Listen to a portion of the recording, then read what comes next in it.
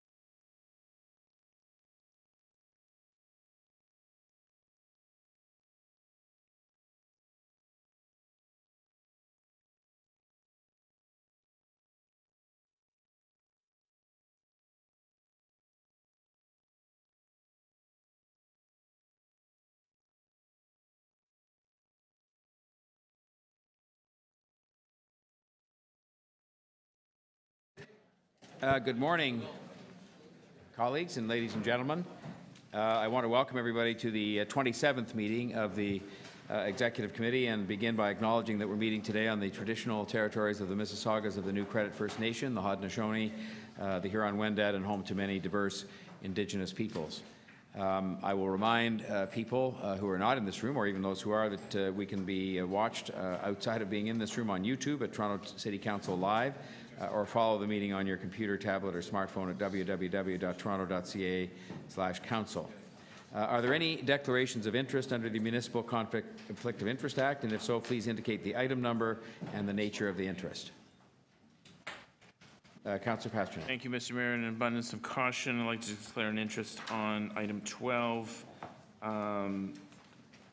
Item 10 within item 12, if we could pull that out on a separate vote. Toronto Public Library, as although on medical leave, my wife is still technically an employee of the Toronto Public Library. So I think with the clerk's consent, I think if we pull out item 10 on item 12, I think that will do it. And item 27, capital plan, Toronto Public Library as well. Thanks, Councillor Pasternak. Any other declarations under the Municipal Conflict of Interest Act? Okay. May I have a motion, please, to confirm the minutes of the Executive Committee meeting of June 19th, 2017, moved by Councillor Thompson. Councillor McMahon, all those in favour? Opposed? Carried. So let's proceed with a review of the agenda, and if you want to hold an item, please state your name, as you know, in the usual manner, and we'll go from there. Toronto Hydro Corporation Annual General Meeting and Audited Financial Statements, number 27, EX 27.1. I would like to hold it. Hold by Councillor Shiner.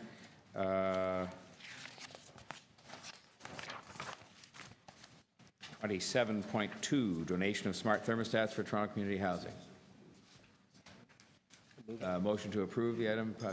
Motion moved by Councillor Thompson, Councillor McMahon. All those in favor? Opposed? Carried. 27.3, we are holding for deputations. 27.4, holding for deputations. 27.5, holding for deputations. 27.6, I would like to hold that if I could. That's the adjustment to 2 affordable housing loans to the YWCA of Greater Toronto. 27.7, Canadian National Exhibition Association, CNEA permit for West Channel water shows. Held by Councillor Thompson. 27.8 is a ravine strategy is being held for deputations. 27.9, regularizing Toronto for All public education initiative to support civic resiliency being held for deputations. 27.10, update on smart cities being held for a presentation. 27.11, commuter parking options, Toronto York Spadina subway extension, held by Councillor Pasternak. 27.12, a citywide real estate delegated authorities framework and transition plan.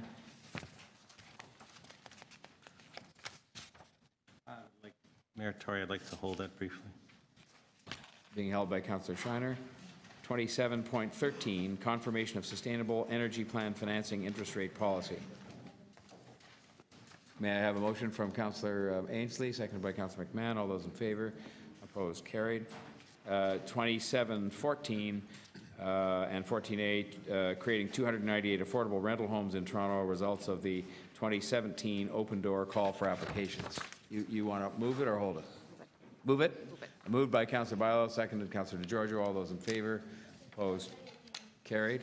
27.15 is being held for deputations, creating 600 affordable rental homes at West Don Lands and 27 Grosvenor, 26 Granville sites. 27.16, Open Door Affordable Housing Program 2016 Annual Activity Report.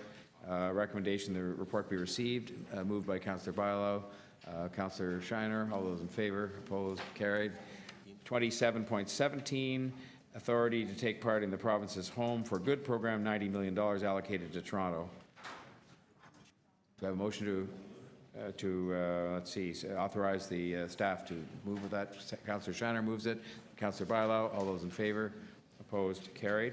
27.18, capital variance report for the 6-month period ended June 30th, 2017. Moved by Councillor Crawford. Seconded Councillor DeGiorgio. All those in favor? Opposed? Carried. 27.19, operating variance report for 6-month period ended June 30th, 2017. Moved by Councillor Crawford. Councillor DeGiorgio. All those in favor? Opposed? Carried. 27.20, capital budget reallocation request, Toronto Fire Services data architecture and data integration modernization strategy. This is coming from the Budget Committee. It's moved by Councillor Crawford. Hold that, Mayor. You want to hold that? Yes, please. Okay, held by Councillor Ainsley. 27.21, tree protection enforcement. Again, coming from the Budget Committee, to move the adoption of the recommendation. Seconded Councillor McMahon. All those in favor? Opposed? Carried. 27.22, adjustments and deferrals, accelerations to the Park, Forestry and Recreation 2017 capital budget and 28-26 capital plan. And this is coming from the Budget Committee. Is there a motion from Councillor Crawford to accept the recommendations from the Budget Committee? Second, Councillor McMahon again. All those in favor? Opposed? Carried. 27-23, Toronto Water 2017 capital budget and 2018-2026 capital plan adjustments, again coming from the Budget Committee, moved by Councillor Crawford. Hold that. Hold Councillor Ainsley. 27-23. 27-24, I will hold that if I may. That's the adjustment to the 2017-2026 capital budget and plan for King Liberty Pedestrian Bridge. 27-25, Transportation Services 2017 capital budget adjustments coming from the Budget Committee. Moved by Councillor Crawford, seconded Councillor DeGiorgio. All those in favor? Opposed? Carried. 27-26, Facilities capital budget 2018-26 capital plan and adjustments and accelerations and deferrals. September, coming from the Budget Committee. Moved by Councillor Crawford. Councillor DeGiorgio. All those in favor? Opposed? Carried. Thank you, Councillor. This is a matter on which we have none of the ones up to date were one of the ones you mentioned, Councillor. So we're just the first one now, correct? That Councillor Pasternak. So he'll step out. And it's 27.27, Toronto Public Library 2017 Capital Budget Adjustments, second quarter, coming from the Budget Committee, moved by Councillor Crawford, Councillor Ainsley. All those in favor? Opposed? Carried. 27.28, Official Plan Amendment, Status of City Subcommittee Actions. This is recommendation coming forward from the Board of Governors of Exhibition Place. Can I hold that, please? You want to hold that, Councillor Yes, Ainsley? please. Okay, held by Councillor Ainsley. On 27.29, unless there's anybody who wants to hold it, I do have a motion which is simply housekeeping in that you'll see the recommendation requests the city manager to prepare a preliminary report for the September 5th, 2017 meeting. And in fact, that meeting has already been held, so we would simply change, and I think the motion can be up there, to change it to the November 10th, 2017 Budget Committee, showing the immediate budgetary impacts and so on of the provincial minimum wage. So it just has that report presented to the next meeting. If people are content, we can then move the item forward on that basis with the amendment. So the motion as amended, Councillor Pasternak, Councillor Shiner, all those in favor? Opposed? Carried. 27.30 is being held for deputations. That's the motion to do with the Toronto Police Service. The next one is 27.31, further direction to the city manager on the study of the commuter parking crisis in Toronto. You want to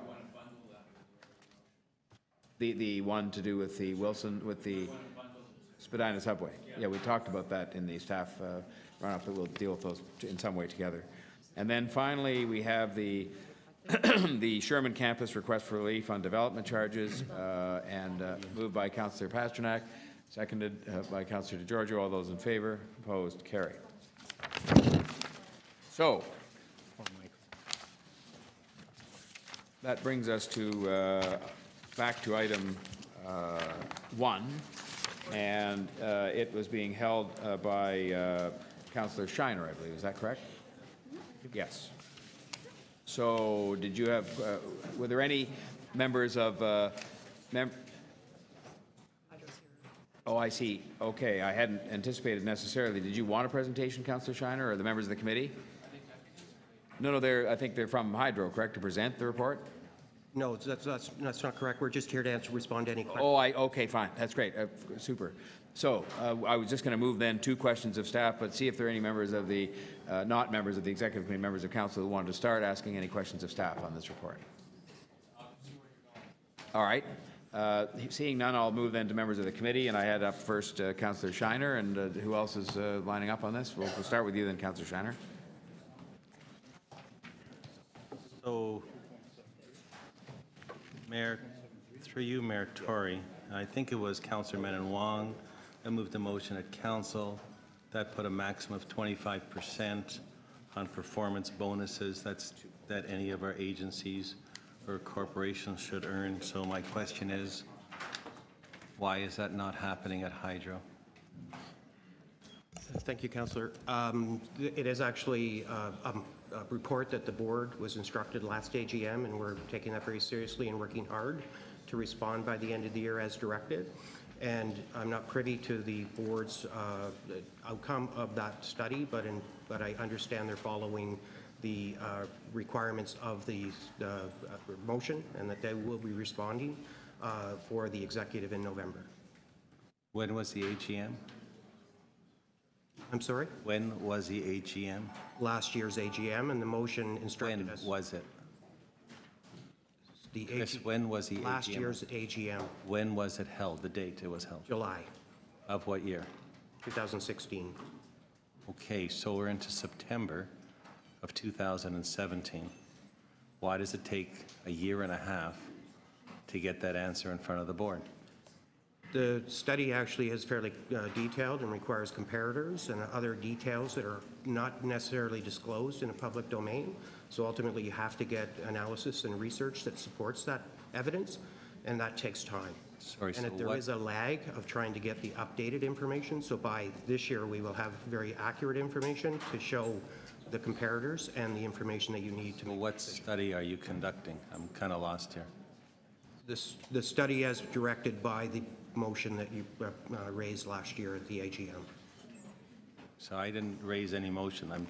Can you tell me the study that's ongoing and what the parameters of the study are, and can we actually get a copy of what the parameters of the study are? Well, the motion actually outlined what we required as information to come back through a report, which will be channeled through the city manager's office in November. So I can't recall all of the details, but I understand very clearly by the board that they are satisfying all of this information that you request, and that will be delivered as a report to council. Sorry, I'm not trying to go in circles, Chris, and we've worked together for a long time. There's a study being done. You Correct. hired someone to do that. Correct. Can we get a copy of what the requirements are of the study? The requirements of the study are the motion. But you gave instructions to someone and hired them to do something.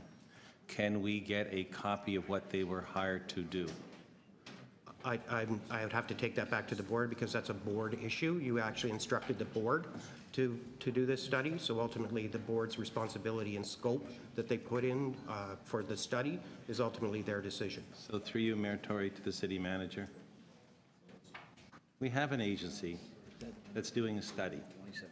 There's nothing confidential about the names of those that might be in the study. It's simply getting information which the board will consider. Sorry, can I talk over here without yelling? Because I'm not prepared to do that today.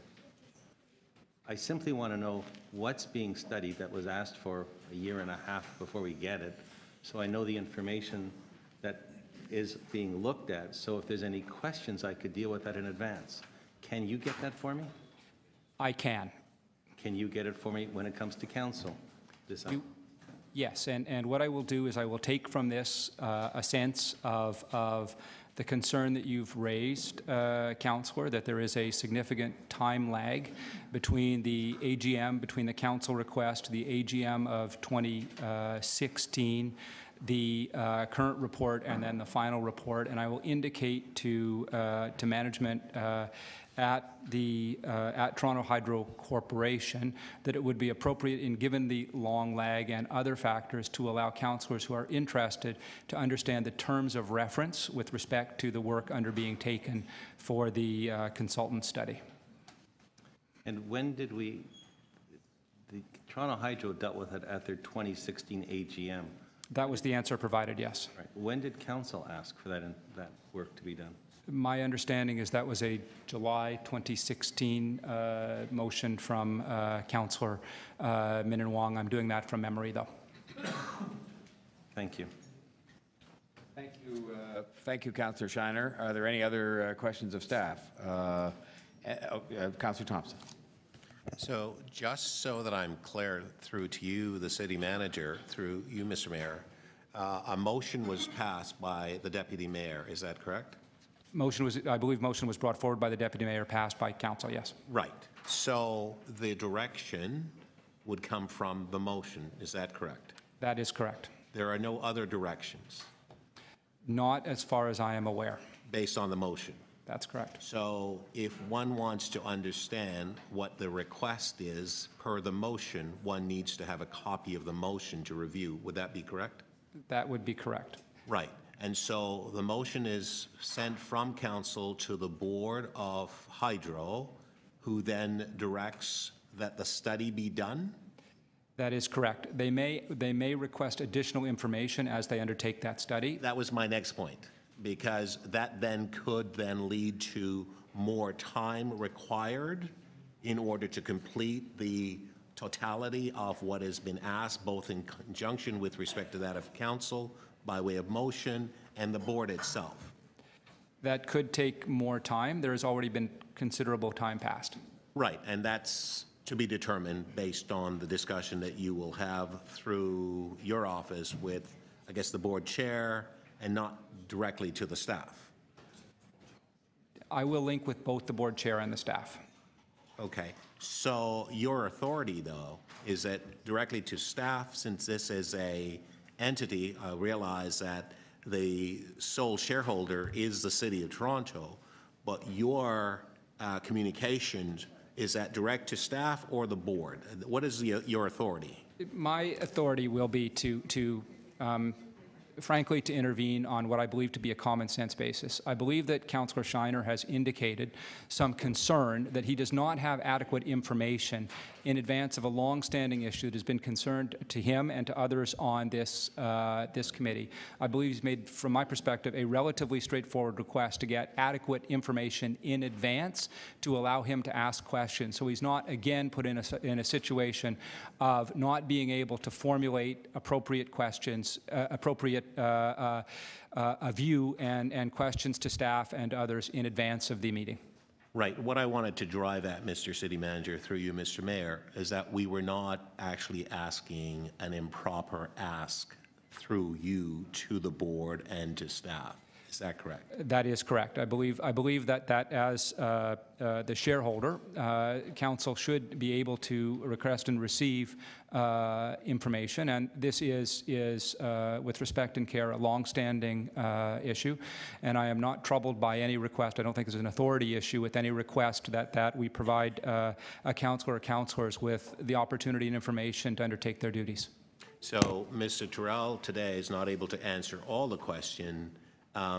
There's nothing that would be improper in terms of him not having all the information, given the fact that perhaps the structure in the organization is such. We wouldn't necessarily having him come in here that he would know all the answers. Would you expect that? I would not expect him to have all of those answers. That's correct. Okay, thank you. Thank you, Councillor Thompson. I have Councillor Pasternak with questions of staff. Yes, thank you, Mr. Mayor. On page 7 of the report before us, it states that on December 31st, 2016, Toronto Hydro's debentures were rated A by Standard & Poor's with a negative outlook.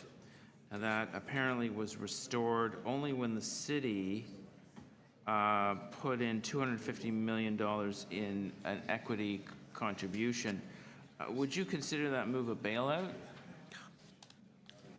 No, it's just correcting the balance sheet to be within the deemed ratio of the Ontario Energy Board. It was a necessary one-time equity injection to do so and to restore our credit rating. And do you feel Toronto Hydro can meet all of its obligations to its various debenture and bondholders and Absolutely. other debtors? Will you be coming back to the city for more? No, not in the foreseeable future. Okay, thank you. Thanks, Councillor Pasternak. Any other questions of staff? All right, then we can move to speakers, if there are any that want to speak on this. I see none. You're welcome to, Mayor, if you have some better comments. Well, I was only going to say that I think it's kind of been alluded to in a very polite manner by the city manager, and your questions were designed to elicit the same thing, that, I hope we can do better with respect to the responsiveness of any agency or corporation in which we are either the only or a significant shareholder with respect to this kind of information. But I do understand there was an external study that was conducted to help provide complete information. But now that we'll have it on a timely basis going forward from now, exactly as the city manager said, so that all of us can formulate our opinions and questions we have about that study so that we're not receiving it at the last minute. And I think the fact that it's being discussed today, I don't really think we need any motions or anything, because it's coming forward as a separate report responsive to the city motion, is a good thing, so that you're on notice, if I can put it that way. I don't want it to sound unduly provocative, but you're on notice that we want it. We want it on a timely basis so that we have time to take a look at it, and hopefully it will be complete in the context of the direction that came from the City Council representing the sole shareholder. Absolutely. Thank you. And that's all I have to say. I will support the receipt of the report. Councillor Shiner? So I will comment on it, and maybe it's, I don't like it when things aren't said, and I think it's appropriate to say what you're thinking. So the first thing is, Chris, I'm sorry you had to be here today, because I've always seen our agencies, boards, and commissions send the chair and or send the president and CEO, and you're not that. I respect you very much and all the work that you've done in Hydro and the work we've done here, but I don't think it's appropriate that you're here. I think that the president and CEO should have been here himself to answer the question that council's been asking for a long time. And the question is, why are the bonuses for the senior executive almost 100%? and some of the others 60% when we say 25%. And where does that come from? In particular, in a year where you had to get a cash injection and you had to get the council to shore up your credit rating. And most of all, is that the right way that our agencies and boards should be running? Because I don't think members of council feel that way, and I don't think the public feels that way. But if it's justified, then that information should be in front of us so we can see it and accept it. And the fact that the review hasn't been done, that the information hasn't here, that's a year and a half before your board even gets it, puts a view on it that it's not a cooperative with us and we're not able to do our job right. And that's really what I want to see, and not put any, not make it look as if it's wrong, but if you don't answer me, it certainly doesn't appear as if it's right. And that's been my attitude, and the mayor's seen it ever since he's joined us here, and my colleagues. Council, if there's a question, answer the question. If it's right, you think it's right, stand behind it. But not answering, not coming forth with information that we can look at and determine, doesn't let us as a council follow through on our due diligence to the taxpayers of the City of Toronto. So I'm extremely disappointed in the way this has gone forward for a year and a half, and I really want and hope that the city manager can help bring this information to us and we can conclude this so it doesn't keep going on and on and on, and most of all, that the board and the staff at Hydro respect the wish of council through Councillor Menon Wong's motion as far as what the maximum performance bonuses should be, and we can get on with our lives, because this has been here for far too long and going around in far too many circles, and it's just not right, in my opinion. Thank you, Councillor Schneider. Deputy Mayor Menon Wong. Yeah, thank you very much. So I just want to create some context to this report in front of us. This is related to the Toronto Hydro Corporation audited financial statements. So this is just in a multi-billion-dollar company, very, very small little thing that Councillor Schreiner's identified. We have been dealing with this at the board, and just the idea that that Hydro has been somewhat slow, or they've been laggards in providing this information. There's also some context here, because I remember moving the motion. And I do understand, I sit on the board of Hydro, but I also sit on a number of other boards. They're not the only ones. I don't believe that Toronto Parking Authority was on time with theirs. I don't believe Bill Toronto submitted, I don't know if they submitted theirs on time or not. So just to go after one agency here today for being slow is, I think there has to be a certain level of context to it. I've seen the report, because I'm on the board. There's been a vigorous debate. There are certain consequences to what council is asking for. I'm not sure that we actually said, let's do this. It was like, we'd like to see if you could put some framework, a framework around executive compensation that was more in keeping with what we do here at the city. But there are consequences, I suspect, when the report does come forward. My understanding is coming forward in November. We actually might even have to go in camera, because when you actually put, when you're putting some salary constraints, there are certain labor relations issues that flow from that, and certain consequences that are going to result that council is going to have to know about.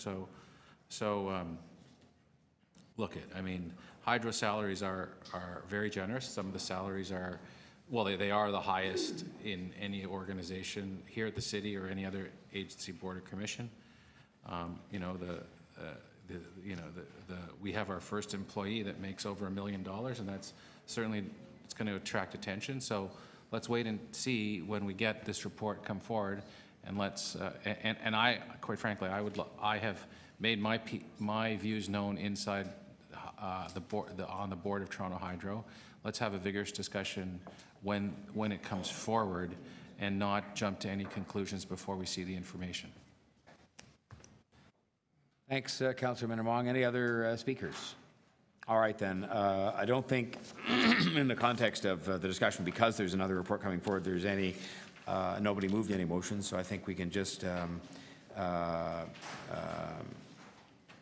proceed with, just looking here, there it is. The recommendations adopts the recommendations of the Toronto Hydro report.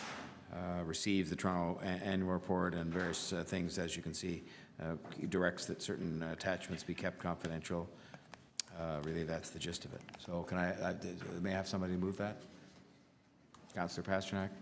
Councillor Crawford? All those in favor? Opposed? Carried. That's 1 and 1A. The next item we have is 27.3, and on that, we were holding that for deputations. We have one deputant, John Hollins.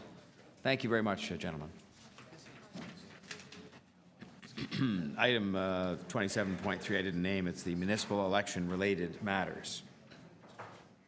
And it speaks particularly, as you know, to the contribution rebate program.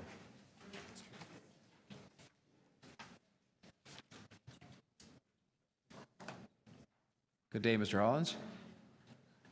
Did I get that right? Yes. Good day, Mr. Chairman. Thank you for coming, and you, as you know, you have 5 minutes. Yes, thank you. My name is John Hollins. I last appeared before this committee in 2015, at which time we were discussing the retrofitting of existing technology for the electoral system in the City of Toronto, which is in particular the tabulators, and the numerous options that I believed were available to the city at that time. And within those discussions, I felt that there was some direction. The direction being, let's go have a look at what the marketplace has. And I think instruction was also to continue dialogue with both myself and the Chief Electoral Officer of Ontario. I'm here today also to ensure that the city has all of the facts as they move forward. I see that, and I should confess that both myself, I was actually made aware of the report by the Chief Electoral Officer on Friday. And in our discussions, we both were surprised that we hadn't been kept in the loop over the last 12 to 18 months. That's again a reason for me to come this morning to lay out some of the facts that exist.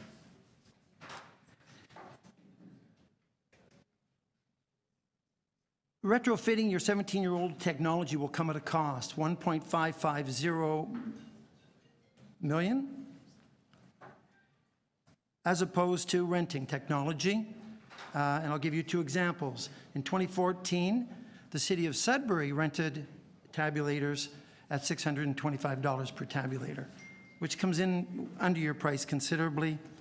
And the Chief Election Officer, in talking to him on Friday, confirmed that he will be renting and making all of his new technology, which is just being purchased this year, available to municipalities at $200 per tabulator, which brings him in at about $370,000, which is an approximate savings of $1.2 million to the City of Toronto. Today, I urge you to defer this decision and instruct the City Clerk to request a quote from interested vendors and the Chief Electoral Officer of Ontario for the rental lease of 1,850 tabulators for the City of Toronto 2018 municipal elections. The price to include the supply of the necessary hardware, software, goods and services, including system integration and training. I believe that a competitive bidding process will benefit the City of Toronto taxpayers and provide them with better technology at a better price. Thank you. Thanks, Mr. Hollins. Do we have questions of the deputant, starting with members from council visiting the executive committee? Councillor Mammoliti? So, what's the cost to this? If I'm following your reports correctly, you're retrofitting technology for $1.550 million, which is 17 years old. And I'm suggesting that the alternative is to rent it from the province of Ontario for $370,000. What's wrong with the system we have now? You need to retrofit it. You have to go in and change your technology. You have to add modems so that you can do your results. And what's the cost just to retrofit? 1,550, if I read your reports correctly. All right.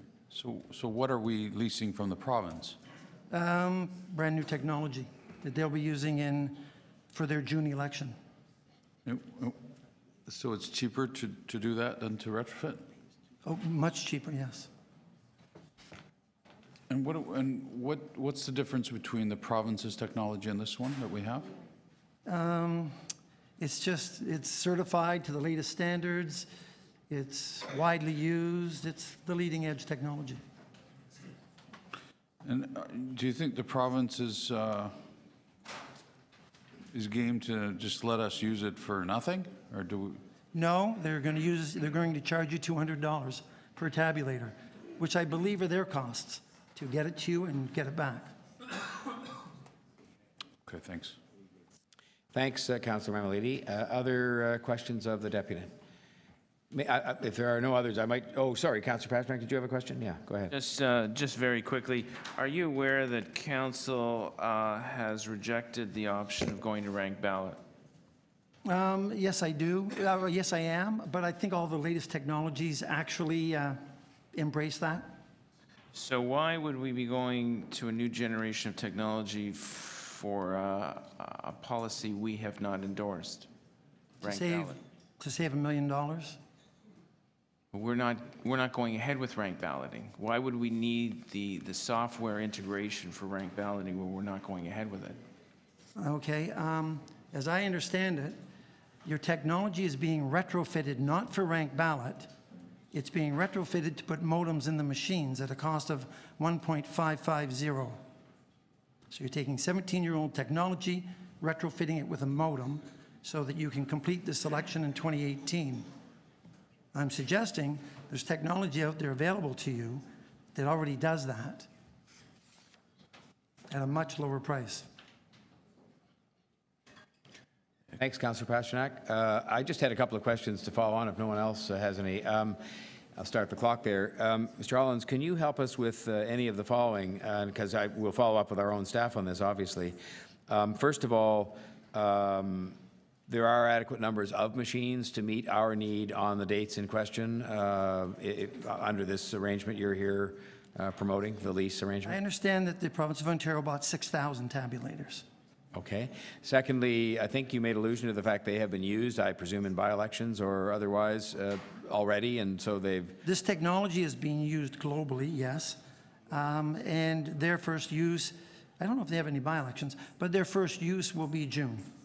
With the exact machines. That's very interesting. So there hasn't been in Ontario, and I heard you say that it's been used elsewhere outside of Ontario, but it hasn't been used in Ontario or in Canada, to your knowledge yet? The technology itself has, I think they might have a couple of more add-ons inside their machine for them going forward. But so the answer is no, though. It hasn't been used here or in Canada. I believe it's been used in Canada. Okay. That sort of means you probably won't have an answer, maybe, to this question. Is there quite a bit of training that would be involved? Because, again, I'm going to ask our own staff this question in the context of our election that happens in 13 months. And so you'd have to, the machines will be in use in a provincial election, you said, in June. Yes. Then we'd have to somehow, between now and then, train our staff. Would there be training involved in the use of these by the clerks and people who are hired on the day to run the polling stations on how to use this new machinery? Because it would be new to you, there would be some training. Impact on the voter, you'd have exactly the same ballot. It's just if you went to this technology, or even if you did a quote and got a similar technology to what you have. No, I think they're similar. There would be minimal training, yes. And I presume there's a cost to that training, as has been borne. Are you aware of whether the province has put people through training and how much that might have cost? Because that has to be factored in, obviously, to your comparison. Yeah, I think when you do a quote to the vendors, I'm not suggesting you take the province. I'm saying that's out there. That's a fact, that stuff's out there. I'm suggesting you design what your election is, ask 2 companies to quote on it, and take which one you want. And I'm just suggesting your pricing will be a lot lower than what you're facing right now. So just, are they leasing these machines themselves, the province, from a vendor? No, they're buying them. They bought them. And then... So we would lease them from them, so that if we were doing that, because that's the number you brought here, 370,000. 300, yeah. Pardon me? 370. Yes, 370,000. Then we would have to look to them, I'm assuming, for the training, or to somebody. I mean, no, I would imagine that they would do a third-party vendor and bring them into the contract to fulfill anything that you need, whatever your requirements are. Okay. Final question. Are you here just in your capacity as a past chief? I'm aware you're obviously the past chief. No, I just concerned citizen, actually. Just a concerned citizen. Yeah. Okay. Thank you very much. Okay, thank you. Okay. We then would move to questions of staff, and we have Councillor Mammoliti and Councillor Karygiannis from visiting with us. So, Councillor Mammoliti, please go ahead. Wouldn't it just make sense for the city to get their own equipment and perhaps even lease it out to other municipalities if we have to make some money back? Is that possible to do? Mr. Mayor, that's exactly what we have, and that's exactly what we've done with it. We had the decision of council in November, I believe, of last year, at which time council decided that one last election we would use this equipment. It is coming to the end of its life. But I have to tell you that there are 16 applications that this system needs to fit into. So there's an extensive amount of rework that would need to be done. And I think it's important also to remember that the election in the province is in June of this year, which would give us exactly 3 months to redo this work. We're cutting it close if we choose to do something with the province, right? Far too close. The elections need to be about integrity, not about equipment. And we've leased our equipment out to other municipalities in the past? Yes, we have, and how much money have we made by doing that? I don't have that figure at hand.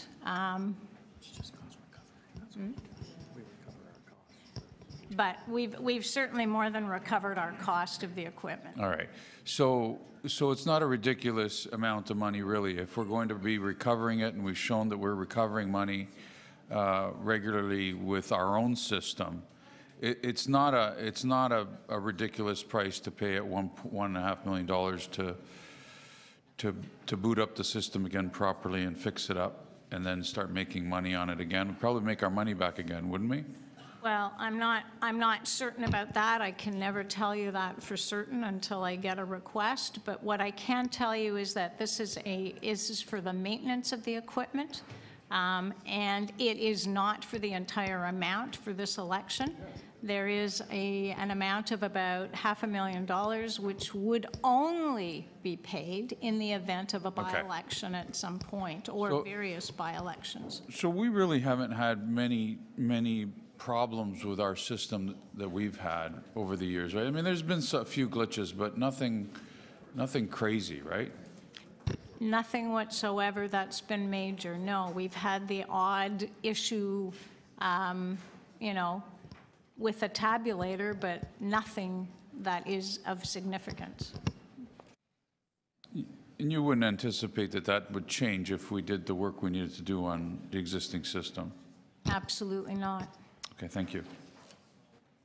Thank you, Councillor Mammoliti. Councillor Karygiannis. Thank you, Mr. Mayor. Through you to staff, thank you very much for providing some clarification. Do you foresee us using these machines for one last time?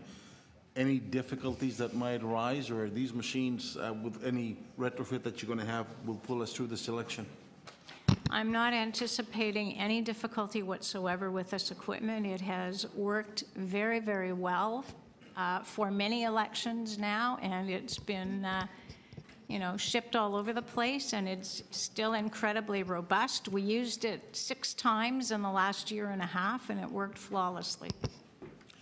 So then you reassure us that we don't need to go to an expenditure right now in order to get new machines, and the next election will be without any 100%, but we are going to be just as close as we can in order to make sure that we have a robust and fair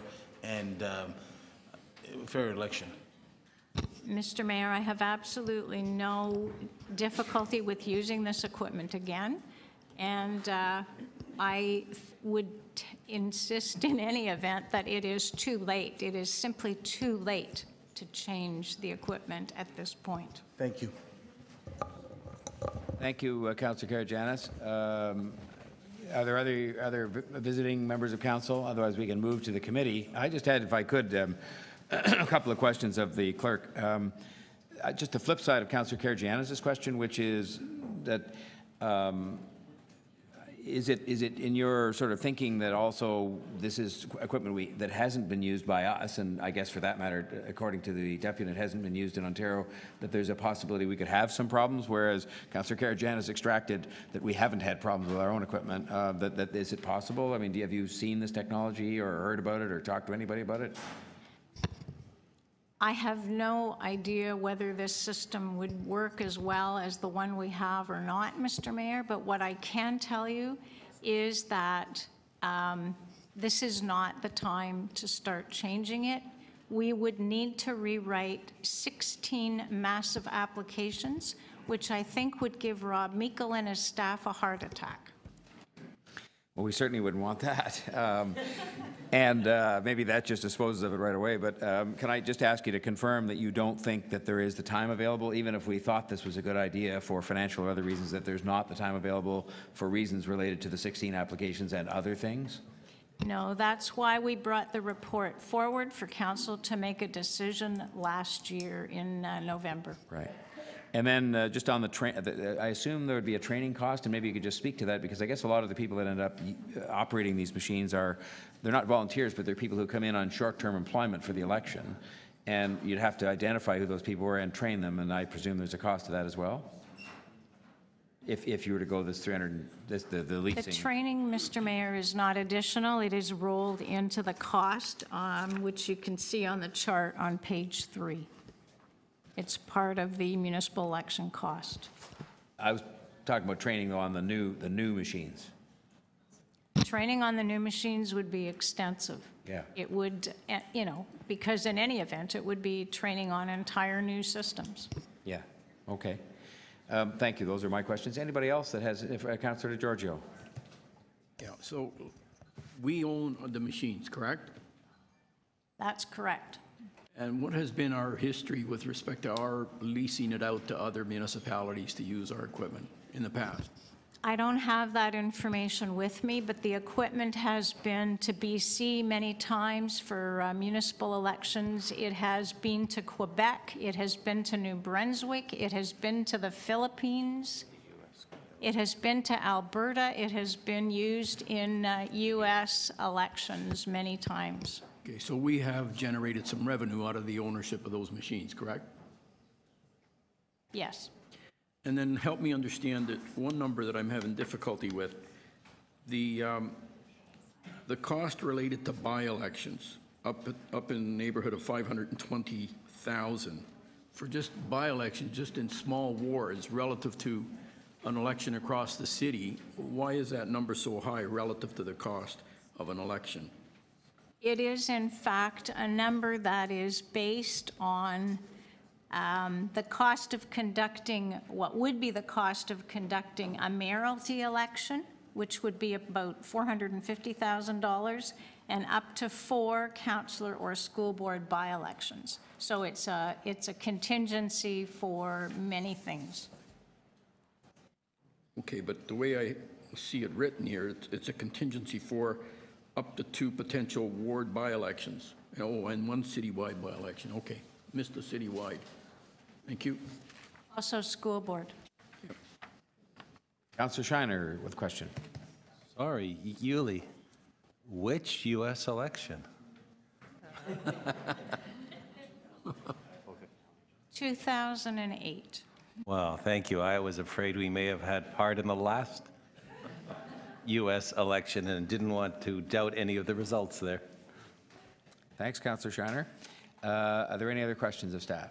All right, I'm happy to move then to speakers. Anybody, Councillor Mammoliti from outside of the Executive Committee? Go ahead.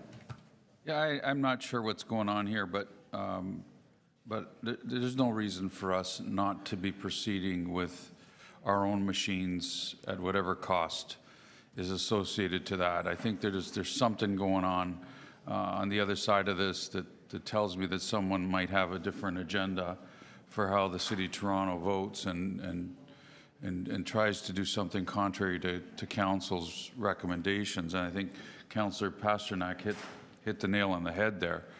So I think that that's what's going on here, and I would say to you that we probably can make the money back, or if not, make even more money if we continue leasing out to other municipalities. And our machines, Mr. Mayor, they seem to be stable. They work. They don't tend to lean. Well, sometimes they try to lean to the left, our machines, but for the most part, they're pretty stable. The ones from the province tend to lean to the left. I think this time around they're getting older, and they might go to the right a bit. It might even break them. Who knows what might happen in the upcoming provincial election? But I'm not.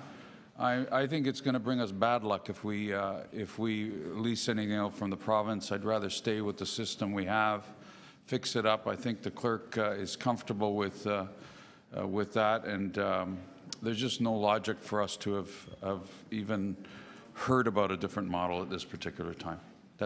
So I hope you've taken those comments as recommendation from at least me. Thank you. Thank you, Councillor Mammoliti. Any other visiting councillors, members of the committee wishing to speak? Councillor Shiner. Well, having been a long-serving member of council and having those machines work for all those times, I think they're great, and the results have just been perfect. Maybe not. I've never seen them make a mistake yet, in particular in the wards which I represent. So I'm more than happy to move the recommendations that staff need here to keep those machines going. Now I'm going to vote against it. Thanks, Councillor Shiner. Any other speakers? I have a motion to make and a brief remarks accompanying it. It's really just to make a choice of these options here. So I'll do that then if no one else wants to speak. One of the other matters that we had to deal with in this item was the choice that was given to us in the report as to whether to proceed with a rebate program with respect to contributions or some other decision, and I will be moving, I am moving now, that we authorize the rebate program, which is exactly the same as it has been in the past number of elections. There could be people who could debate it as to whether it's to this or to that, but the fact is I think it has worked to attract people to support candidates of all kinds running in the process, and it is at I think a reasonable cost, and so I'm moving that the recommendation shown on the screen here, which is to fund it from the Election Reserve Fund and to have the rebate program have the same parameters that it's had in past elections. And also it carries with it the recommendation, you can see number C here, that election campaign surplus funds become the property of the city, which has again been the practice followed in the last election. So I believe this is the right way to go. And again, it's back to sort of seeing if it works. Why would we start tampering with it? It has worked fairly well, both the equipment and the rebate program, and that we should stick with what's tried and true. So I'll be obviously supporting that. Are there any other speakers? All right, we're ready for the question then. First on the amendment to the recommendation number 1 to make the choice in favor of the rebate program. All those in favor of the amendment? Opposed? Carried. All those on the item then, all those in favor? Opposed? Carried. Okay, that then takes us to 27.4, third-party election advertising enforcement under the Municipal Elections Act 1996. And we have a deputant, Miroslav Glavic. Mr. Glavic, you're withdrawing from this one.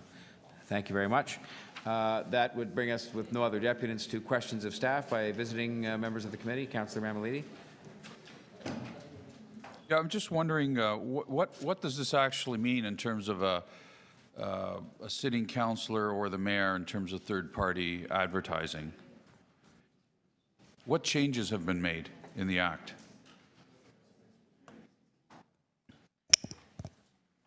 Through the mayor. I don't know if it's the next report or not, but it's the enforcement of it. I get it, but you got to enforce something. So I'd like to understand a little bit more about what changes have been made. So through the mayor, the Municipal Elections Act for the first time integrates a framework for third-party advertising. The impact on candidates is essentially they cannot contribute to a third-party advertiser, and a third-party advertiser has rules they now have to follow. They need to identify the source of their funding for the sign and give information on the sign or the advertisement, and and they have to register with the city clerk. So a lot of the rules for third-party advertisers are actually quite similar to the rules for candidates, including the financial compliance rules. So if a third party wanted to advertise something on a billboard, they would need the city's permission to advertise it before they did it? They would need to register with the city clerk, and they would need to follow particular information that the Act lays out that they have to include on that billboard. So, for instance, if Black Lives Matter wanted to take out a third-party advertisement that says, "Don't vote for Councillor Mamalidi," what would be their responsibility as a third-party advertiser? So after May the 1st, which is the new nomination day in the Act, Black Lives Matter would need to register with the city clerk and follow all the rules that the Act has laid out for third-party advertisers. All right. If someone wanted to do the reverse and say, please vote for this person, would the candidate have to, the candidate that the third party's advertising for, would they have to somehow put that expense in their own election expense reports? Through the mayor, no, Councillor. The third-party advertisers are quite separate from the candidates, so a candidate can't direct a third-party advertiser and has no obligation on financial disclosure. So like a third party could say, don't vote against somebody, they can actually say, please vote for somebody, and they would have to go through the same process as any other third-party advertiser. That's correct, Councillor. They can oppose or support a candidate. And they do this without somebody saying no to them. The clerk can't say, no, we don't like you, third advertiser, so we're not going to endorse your third-party advertising. The clerk has no enforcement role with third-party advertisers. As long as they follow the requirements of the Act, then they can essentially advertise what they deem appropriate. The city does have the authority, if they're breaching the MEA by not requiring or including the required information on their sign or not registering with the clerk, the city could actually remove that advertisement, but that would be the extent of our enforcement ability under the scenario that you've discussed. Third-party advertising isn't just billboards, though, right?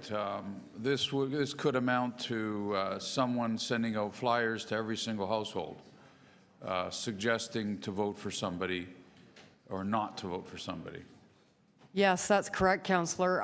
Third-party advertising could take any kind of form.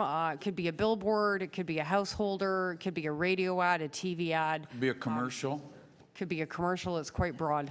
Is there a limit to the amount of money that a third-party person could spend on any one candidate?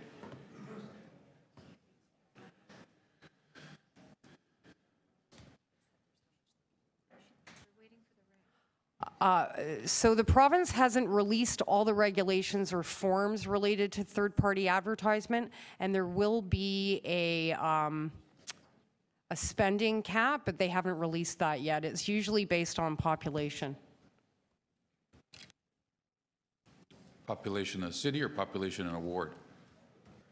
We're not quite sure how they're going to do the spending cap for third-party advertisers. We're still waiting for that information from them. Okay, thank you very much. Thanks, Councillor Mamalidi. Councillor Karygiannis. Thank you, Mr. Mayor. Through you to staff. In the case of somebody, third-party advertiser, moving along and making slanderous remarks towards a candidate, something that's not founded, something which is inappropriate, what action can you take, if anything?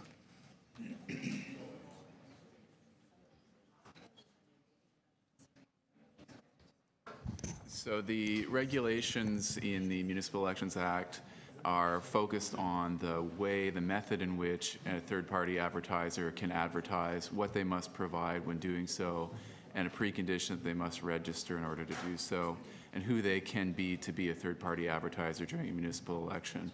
It doesn't speak to content, although I understand some complaints may still come into the city about the content of some of these advertisements. It isn't focused on that type of content. Through you to staff, if the content is inappropriate and the candidate takes legal action, is this still going to be deemed as part of the candidate's expense for the elections? Mr. Mayor, the regime for spending and contributing to third-party advertisers is very different and separate from that of a candidate. So the two regimes are entirely separate. I'm going to go back to my question, and maybe I didn't phrase it right. I'm running, somebody brings a slanderous remark and distributes it in my ward. I go to my lawyer and I say, this is slanderous, I want you to take action. The lawyer says, okay, the clock starts ticking by the time you walked in the door. That cost me $5,000 for the lawyer to pick up, right, letter and everything else. My limit is $40,000, I spent $5,000. Does that mean that the $5,000 that I spent to the lawyer in order to fight this off counts towards my election expense?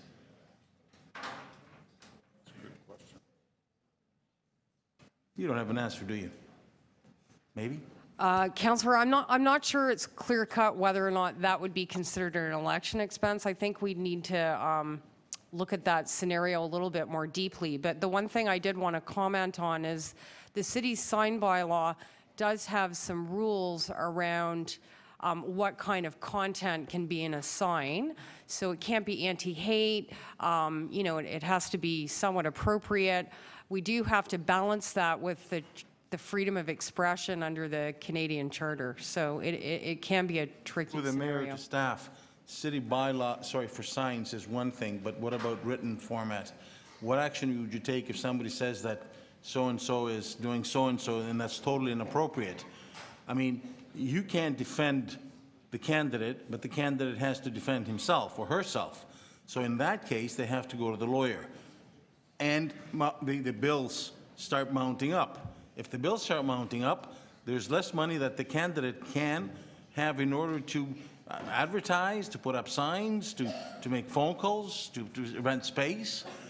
And I mean, if anybody wants to do that, a third-party advertiser can start by doing this in order to instigate the candidate to go to a lawyer, and the bills start mounting up. I think that has to be taken into consideration, and those bills should be separate from fighting an election if you're fighting a legal battle.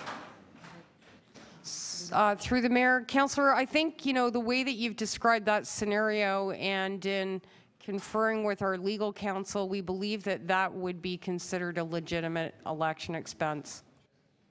But do you see what, I mean, I hope that everybody realizes what we're getting into.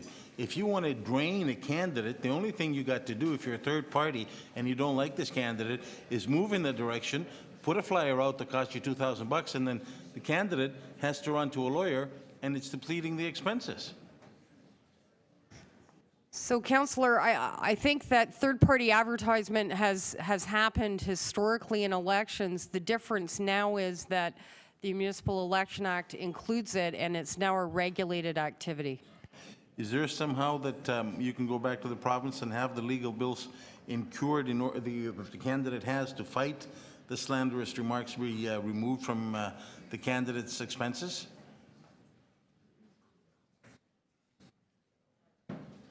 So, Councillor, if I understand your question, is it that Council can request the province to make further amendments to the MEA? Certainly that's within Council's ability to make that request. But I would caution that given the timing and how close we are to an election, it is unlikely the province will make any further substantive amendments. Is this something that you can watch during this election as a trial basis, and probably we can revisit after the election and see what changes we might ask the province to make? Through the mayor. So, Councillor, we're going to be monitoring the third-party advertising very closely. It's very difficult for us to know what kind of cases we're going to get. We're going to be analyzing what that looks like and bringing a report forward to council after the election, making some recommendations on a go-forward basis, which may include recommended amendments to the MEA. All right, thank you. Thank you, Councillor Karygiannis. Councillor Perks. Thank you very much, and thanks to my colleagues for their questions. I've been very concerned about this. All right, Councillor Perks, just there's still a little bit of that buzz in this room that happens when people are Just talking. people excited to hear me ask questions. I was thinking the same thing myself. Please proceed. I've been concerned about this introduction of dark money into our elections since the province first considered this. Have they given us a date for when we can expect their regulations yet? Through the mayor, they have not given us a date, but we are continuing to put pressure on them because we need to have the regulation and the forms in order for us to move forward with our planning and updating our software system. Okay. Is it going to be like, I understand there will be some kind of financial rules that, how you can make donations to these third-party advertisers. Whose responsibility is it to monitor that, or will it be to monitor that? Through the mayor, so the clerk does not have a role to enforce the third-party advertising in the Municipal Elections Act, and the statute actually contemplates the municipality doing that, and that's the language they use. So what we're suggesting in this report is that Council authorized the solicitor to retain a third-party legal firm that would essentially be the monitoring body for the third-party advertising, ensuring compliance with the Act and taking action for breaches. And given that we don't know what those regulations will be or how complex they'll be, how are we deciding how much to allocate to retaining this legal firm? Through the mayor, so we built in $200,000 in our 18 and in our 19 budget for third-party advertising. We are contemplating that if there's any prosecutions that would require funding, most of those would happen in 19. It's very difficult to know if it's going to be an adequate amount of money. And if it isn't, then the clerk would go forward to council and, have a conversation with the city manager to identify a source and ask for an increase as appropriate. How much money does the City of Toronto spend on compliance just for candidates, reviewing documents, getting the forms out so people know what the rules are, doing audits, having the audit panel? How much does all of that cost? Ballpark numbers. Through the mayor, in 2010, we spent approximately about $500,000 on the compliance audit process for candidates, and I think it was slightly less in 2014.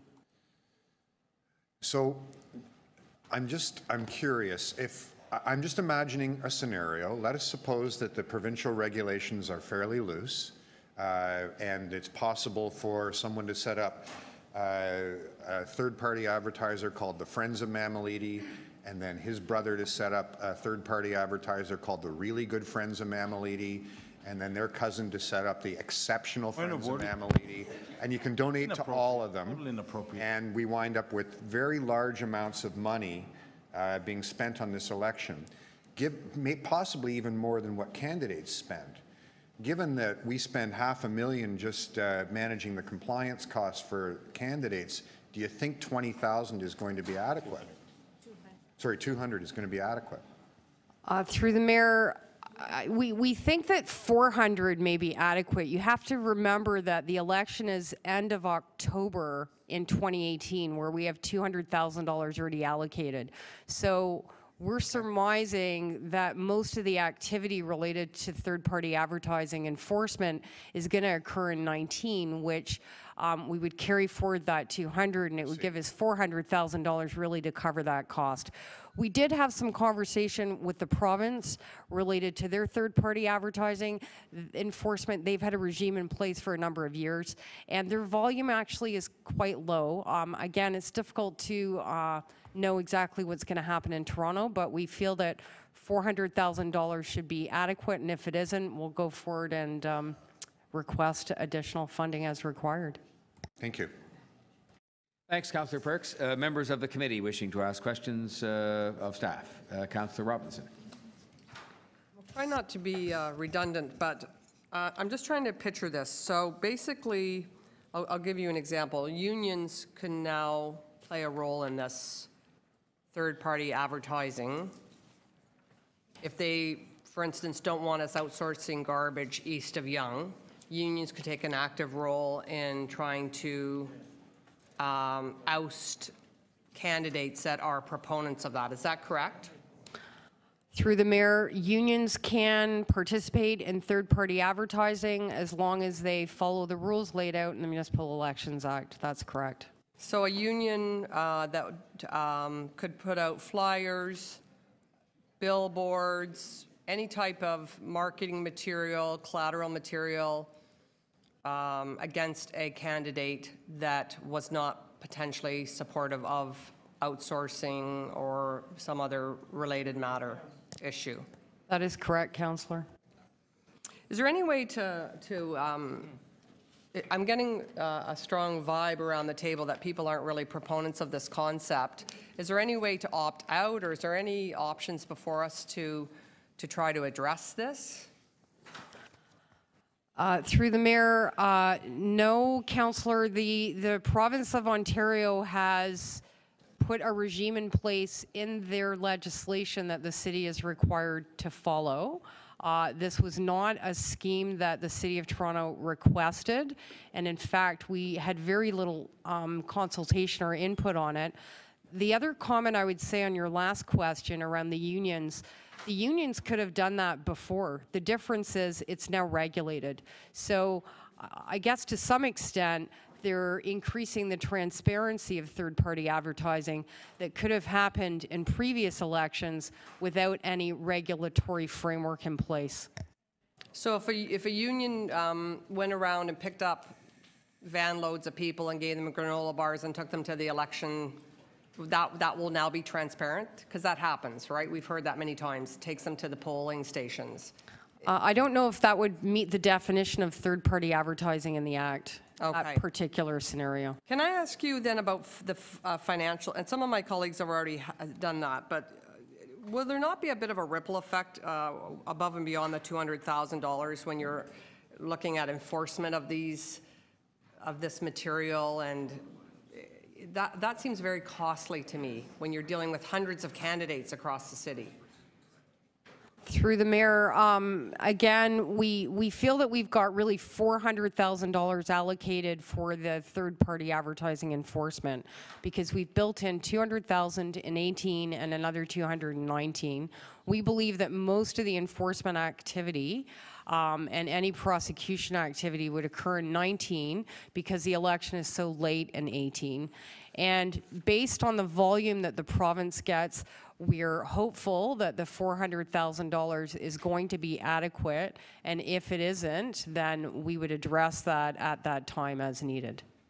So I'm just thinking of current campaigns, and there'll be signs that are in medians on streets where they're not supposed to be placed, or there'll be signs being pulled down by other candidates, and you ask staff to act on these things, and it seems to take forever because it's happening all across the city. How are you going to manage all of this above and beyond what's already happening and not being addressed? So if there, let's give an example, a billboard's up there, it's completely inappropriate. How long will it take? What are the timelines till that's going to be taken down? So I'll speak to the signs enforcement just to clarify that the cost of enforcing against election signs will be through the MLS staff. They will enforce not only the election signs of candidates, but also third-party advertisers. Third-party advertisers using election signs must comply with the rules contained in the chapter that regulates candidates' election signs. But so that enforcement cost is separate. Has that been addressed? That's my question. Has that been addressed? Because currently, it takes forever. If they never get there to address these things because they're completely overwhelmed. It's a big city. Yeah, so I can't speak to timelines for what the enforcement protocols will be for the election signs enforcement, which would now include third-party advertising signs, perhaps if you have. Through the mayor, Councillor, I think, we can bring this to the attention of MLS, but they're not here to really speak to that.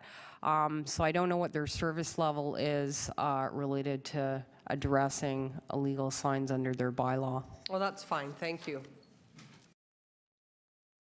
Thank you, Councillor Robinson. Other members of the committee wishing to ask questions? I've got Councillor DeGiorgio, Councillor Ainsley, Councillor Pasternak. Thank you, Mr. Mayor. So if someone contributes to a third party, does that person also qualify for the rebate? Through the mayor, third-party advertisers do not qualify for the contribution rebate program. But someone contributing to a third party? No, they are not eligible for the contribution rebate program. All right, thank you. Thanks, Councillor DeGiorgio. Councillor Ainsley. Thank you. Through you, Mayor Tory. When are the regulations expected to be issued by the province? Through the mayor, the province hasn't given us a firm date. They're suggesting likely spring. We're hopeful that we may get them earlier than that. As the clerk said on the last report, we have 16 different applications that automate a lot of our business processes, including the financial contributions of candidates. And we're building in some fields related to third parties, so we're hopeful that we'll get the regulation and any forms they're going to issue before the end of this year, but they have indicated to us it's likely going to be the spring. So when in the previous item, we talked about election machines and the tabulators and needing them now. If we don't do that now, that could be tight for the provincial election. But we're looking at finance regulations we're not going to see until next spring, correct? That's correct. So we are building enhancements to our financial reporting system, assuming what we believe may be in there, and we will need to finalize that when the province releases the regulations when they do that. And one of the things that really stood out to me is that as a municipal candidate, where you can't take corporate donations, but in the report it says third-party advertisers, a corporation which does business in Ontario can donate up to $1,200. That's correct, Councillor. Okay, and so then my next question, because there's an example that's very relevant to this, which took place in California, where they had a small mom-and-pop third-party organization that sounded like your neighbor next door, but was actually backed by a billion-dollar multinational company, which effectively overturned 3/4 of their city council. Within these regulations, how do you follow back? So if I have a mom and pop, for lack of a better word, third-party organization, how do you determine who they're actually owned by? You can't, can you? Councillor, I think that would be very difficult to identify. I mean, as long as the mom and pop shop followed the Municipal Election Act and the requirements that are set out, I think it would be difficult for the municipality to know if there's someone behind that bankrolling them. Yeah. And can you refresh my memory? So the spending limits that are talked about that you're expecting in the regulations, is that going to be a spending limit by ward or citywide for a third-party advertising company? Through the mayor, we're not sure how they're going to calculate the spending limits, whether on a ward or a citywide basis. We don't have that information from them at this time. Okay. And then the other thing that stood out to me in the report, so a third party is going to register with the city clerk, but the enforcement is going to be done by the city solicitor. The report recommends that the city solicitor retain a third-party law firm to do the investigation and enforcement. The clerk administers the election and can't enforce certain aspects at the same time because it would be considered a conflict. Right. Okay. And then when it comes to enforcement, I didn't see any reference in the report at all. And I think Councillor Robinson raised this about MLS. We have a lot of trouble just with where our election signs go, where whether it's private or public property, and now you're talking about third-party enforcement, which could be putting, hypothetically billions of dollars into a city election, and I didn't see any reference to referencing MLS about enforcement staff increases. Through the mayor, so the report on page 4 and top of page 5 does set out the MLS role related to the city's sign bylaw. So it is included, and I agree with you, it is a large component. We have not had a conversation with MLS yet around service levels, but given it's been raised here today, I'm happy to do so. Okay, and you don't need direction, a motion to do that? No, I don't believe I do. Okay, all right. Thank you, Mayor Tory. Thanks, Councillor Ainsley. Councillor Pasternak. Thank you, Mr. Mayor. Just following up on Councillor Robinson's questions about an opt-out provision, looking over a couple of the policies that the City of Toronto has adopted over the years regarding elections. Corporate donations we do not accept. Is that a province-wide policy, or is that a made-in-Toronto policy?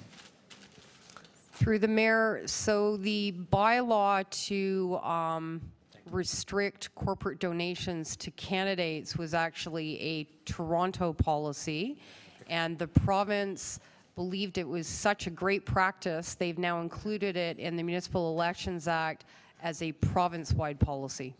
Right, but Toronto clearly opted out of the corporate donations aspect of the Municipal Elections Act as a leader in that way. The donation rebate program, is that province-wide, or is that once again a made-in-Toronto initiative? The contribution rebate program is province-wide.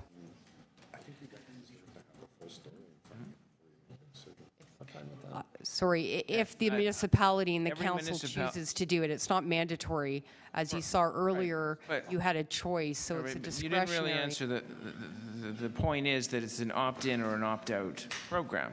That's correct, but the third-party advertisement is not an opt-in, opt-out. It is a mandatory program in the Act. Well, many people are feeling very uncomfortable about this before us, the third-party advertising. And since there are precedents for opting in or opting out on provisions of the Municipal Elections Act, why would it not apply in this case as well? So I'll answer that one. It is a mandatory provision. The MEA does set out the regime. It is compulsory. Individuals who are third-party advertisers are going to be captured by this regime. I do want to note that prior to this, these amendments coming into force, third-party advertisers could participate in municipal elections without any restrictions. So this is actually something that we view as new restrictions on a charter-protected right for third parties to express their democratic views in elections. Well, wouldn't you agree that we're more legitimizing it and encouraging it rather than really hyper-regulating it? I'm not sure that I can answer that question other than to say, yes, there are now formal rules around the advertisement, so it provides official recognition that it's going to occur in the regime that's set out. Okay, thank you. Councillor Pasternak, I didn't have any other people on my speakers or my questioners list at this moment. To speak. Okay, so we will move to speakers then, and we'll first have any of our visiting colleagues speak, and I have Councillor Perks, and we'll go from there. Councillor. Thank you very much, Mr. Mayor. I'm deeply concerned about this. And to Councillor Pasternak's point, yes, it's true that there weren't regulations before, but because it was a gray area and no one really knew what the rules were, members of council were all extraordinarily cautious. And if some group of people came forward and said, we really love what you're doing, we'd love to put up signs saying vote for you, we would discourage it because we were concerned that that would get added on to our total and that we would go over our spending limit. So there was a sort of informal regulatory thing happen because it was gray, and everyone running for council was very concerned that they not have someone else spend money that would be counted under their limit. And that was sort of a self-policing mechanism. With these new rules, however, the door is wide open. And I'm very concerned that we don't have the regulations in place, and I'm further concerned that it opens the door again to corporate and union donations. It's a matter of some pride for us here at the City of Toronto that we were among the first to bring those restrictions in, and it's now being replicated province-wide and in many other jurisdictions as well. It's one of the very many instances of the City of Toronto being a leader on ethical, open, and transparent elections. And I think that this new regime the province is bringing in could be a giant step backwards for us. We find ourselves, however, in a position where we're wrestling with jello. We don't even know what the rules will be. So, Mr. Mayor, I don't know if there's a motion in this or anything, but I would encourage you to very strongly signal to staff that when we do get the regulations, we all need to, as a government, sit down and say, how do we make sure that voters have maximum transparency to figure out where the money's coming from, that candidates have very clear rules, and that Torontonians are able to vote in another transparent, open, and honest election like the last several that we've had. And I encourage you to turn your mind to that, Mr. Mayor. I don't have a deadline because the province hasn't offered one, but I think this is of very deep importance to the City of Toronto. Thank you. Thanks, Councillor Perks. Others, did you have your hand up, Councillor Mammoliti? Yeah, please. So I think this is going to be very interesting in terms of how this unfolds. I mean, here you've got a system already in place that allows for third parties to advertise. They're regulating it, so now we know who they're going to be, and that's a positive side to this equation, I think. And you know, we've had hundreds, if not thousands, of examples of this happening in the past. I can recall Councillor Karen Stintz getting elected because the local ratepayer association decided to go after her, right? That's third party. I would imagine that ratepayer associations have been doing this forever. What is wrong with that? I mean, there's nothing wrong with that. And it's been happening forever. So I could see some negative sides to this, Mr. Mayor, and I could see some positive sides to this. Councillor Perks mentions Friends of Mammoliti. I'd be willing to bet, you know, that's not something anybody has to worry about, even though I know a few people around the city. But I'd be more inclined to say there's going to be a hell of a lot more socialist pot parties and basements going on, trying to figure out who's going to pay for the next sign or the next ousting of some right-leaning councillor. I think that's going to happen more than Friends of Mammoliti getting together. I think if anything, Councillor Perks' comments are you know, typical about how he doesn't like it. But I can assure you that you know, there's going to be a lot of people like Councillor Perks who are going to actually encourage the unions to get their billboards up and try and oust the people that have voted in favor of certain things. And you know, there's nothing wrong with that because it's democracy. It's what it's about. I will be encouraging developers, for instance, and real estate agents and all the people that seem to be calling our office about the taxes that seem to be going on, the land transfer taxes, the fact that kids can't buy homes anymore. I would encourage them to do that this election and bring out how people have voted on taxes in the City of Toronto. I think everybody should have an opportunity at talking about who should be elected and who shouldn't, and there's nothing wrong with that as long as it's done you know, tactfully. I don't necessarily disagree with this. I see a lot happening this election, Councillor Perks, and I think we both know that. It might be a little fun, actually, to see whether or not a whole new industry can finally find enough courage to go after certain people on council so they don't get reelected again, and to stop spending people's money like it grows on trees, right? I would hope that would happen, but I don't know. But it's happening already to a small degree. It's going to be large this time around because it's legitimized. This is what it's doing, is legitimizing what's been what's been secret all these years. So let's bring out all our friends, Councillor Perks, and see where the billboards go with that. And let's see where, you know, where those socialist, communist parties end up in the middle of basements somewhere to decide on who's going to pay for what. Did you leave out the pot part? Didn't you say socialist pot parties earlier on? Anyway, never mind. You don't have to answer that question. Okay, that was okay. We have. I don't think we have any other visiting members of council. So are there members of the committee wishing to speak? Councillor Robinson. Okay. Thank you very much, Mr. Mayor. I have a joint motion. Councillor Pasternak and I worked on this together, and it may end up in the shredding bin at the province, but we thought we'd give it a shot. And you can hear from the comments around the room and the speeches, or most of them, that people are uncomfortable with this.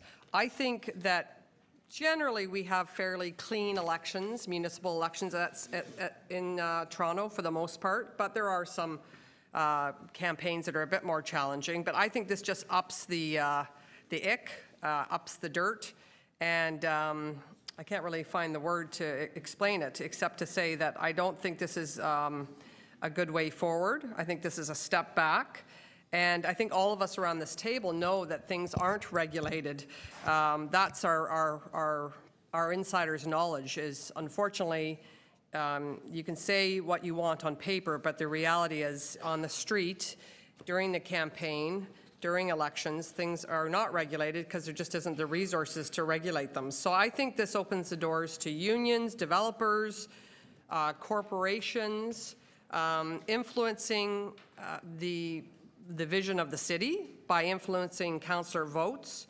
And I'll give you an example. A number of real estate agents who are very powerful in the city or very, have deep pockets could easily work together to tackle a councillor that was maybe pro-heritage. That's kind of a micro example, but it could be much bigger than that. So I understand what staff are saying. They're saying, well, actually, this is good news. They're regulating it. But I think Councillor Pasternak's comments were on the money as we're formalizing it. And I don't think councillors sitting around this horseshoe or in the chamber should be beholden to any organization.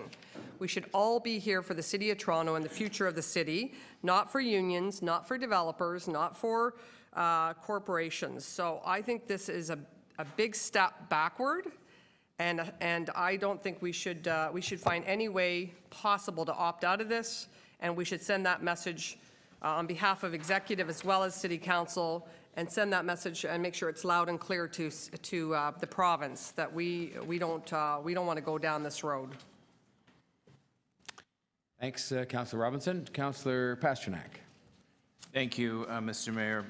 I just wanted to speak for a minute to support the motion before us for the City of Toronto to opt out of the third-party advertisement clauses of the Municipal Elections Act. When the province receives the letter, they'll probably say, well, if we give it to Toronto, then we have to give the opt-out option to all municipalities, and I think that's just fine. This is probably the second or third time that a staff report has come before either council or this committee on third-party advertisement, and I think it's a big mistake to go down this road. We do not have the resources to regulate it. It will start bringing some big money into campaigns. We've seen in the Republic to the south what happens when PACs and big money gets involved in campaigns. The cynicism sets in, the corruption sets in. People are being swayed by deceptive advertising approaches. This is just going to be a mess, and we're going to regret going down this road. We're going to regret supporting it, and I think at the end of the day, we have to keep the status quo.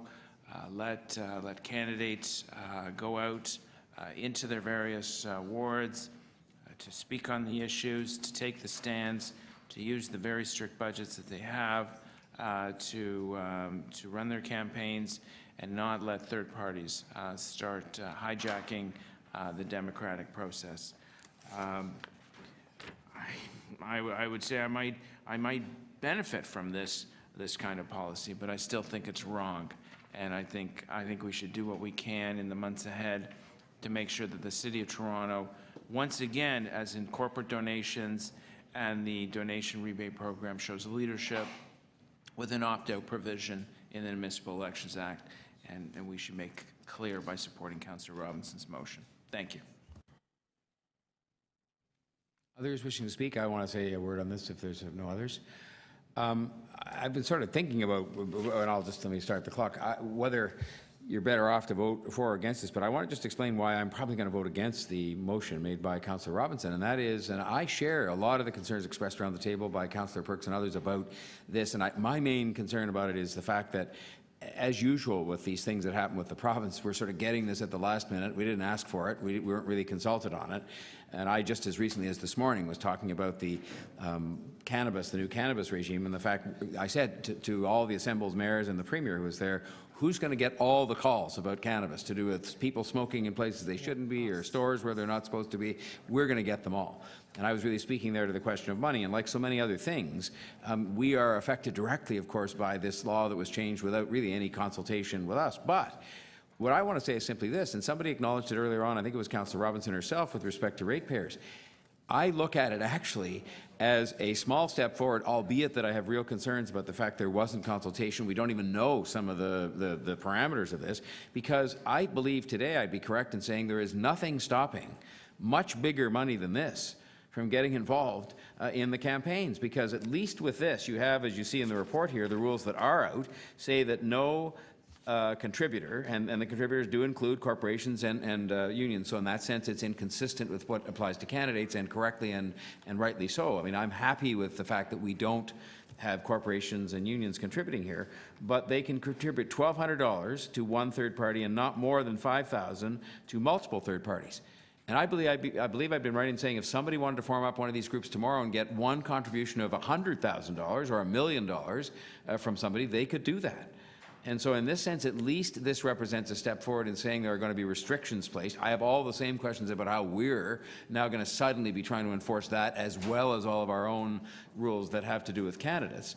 And the other thing that is going to come forward, and again, I just think it is unacceptable that it would be coming forward as late as, I think I heard the answer, the spring, but there's going to be a spending limit. So right now, I believe it would be possible for some group to form up and to not only take huge donations from wealthy individuals, corporations, or unions, big donations, but also to spend millions of dollars without anybody regulating them. And so I think in that sense, when there is a limit, I don't know what it's going to be because it's coming from the province. And again, I find that passing strange that they just set that limit and we have nothing to say about it. But I think that whatever the limit is, it'll be an improvement on no limit. And so I'm inclined to believe that while I'm not happy with the way this has been handled, I actually believe that this represents a step forward against exactly what Councillor Robinson and Councillor Pasternak spoke about, which is the sort of Wild West where anybody can go out and sort of try and buy and sell elections. I don't mean buy and sell candidates, buy and sell elections by spending huge amounts of money. I believe the United States system, you know, sort of the heartland of democracy, has been tragically distorted by money, and that our rules up here generally in Canada, I tell Americans about what we're faced with in terms of spending limits and donation limits, and they sort of, how can you possibly run an election? I said, well, it's worked for many years now, very successfully. And down there, I think that while they still have elections, they're grossly distorted by money in these PACs and all these other things. I don't even understand how they all work, frankly, but yeah, I just know it distorts the process. So I will vote against the amendment for that reason only, that I think actually this, as much as I don't like the methodology and the way it's come about, the process, I think actually does represent some improvement on what today could be a huge hole in these rules related to the participation of third parties, you know, whether they're bona fide or not. So those are my comments. And I think if there are no other speakers, we'll call the question first on the motion by Councillor Robinson, which we'll put up here for you. On this motion, all those in favor? Opposed? The motion, I think, is lost. I think there were 3 in favor, and it's lost. Then on the item 27.4, all those in favor? Opposed? Carried. Okay, thank you all very much. That would bring us then to 27.5, commemorating world events. Report on recognizing genocides and massacres. There are two deputants on that, and the first is Caleb Mabano, President, Rwandan Community Abroad.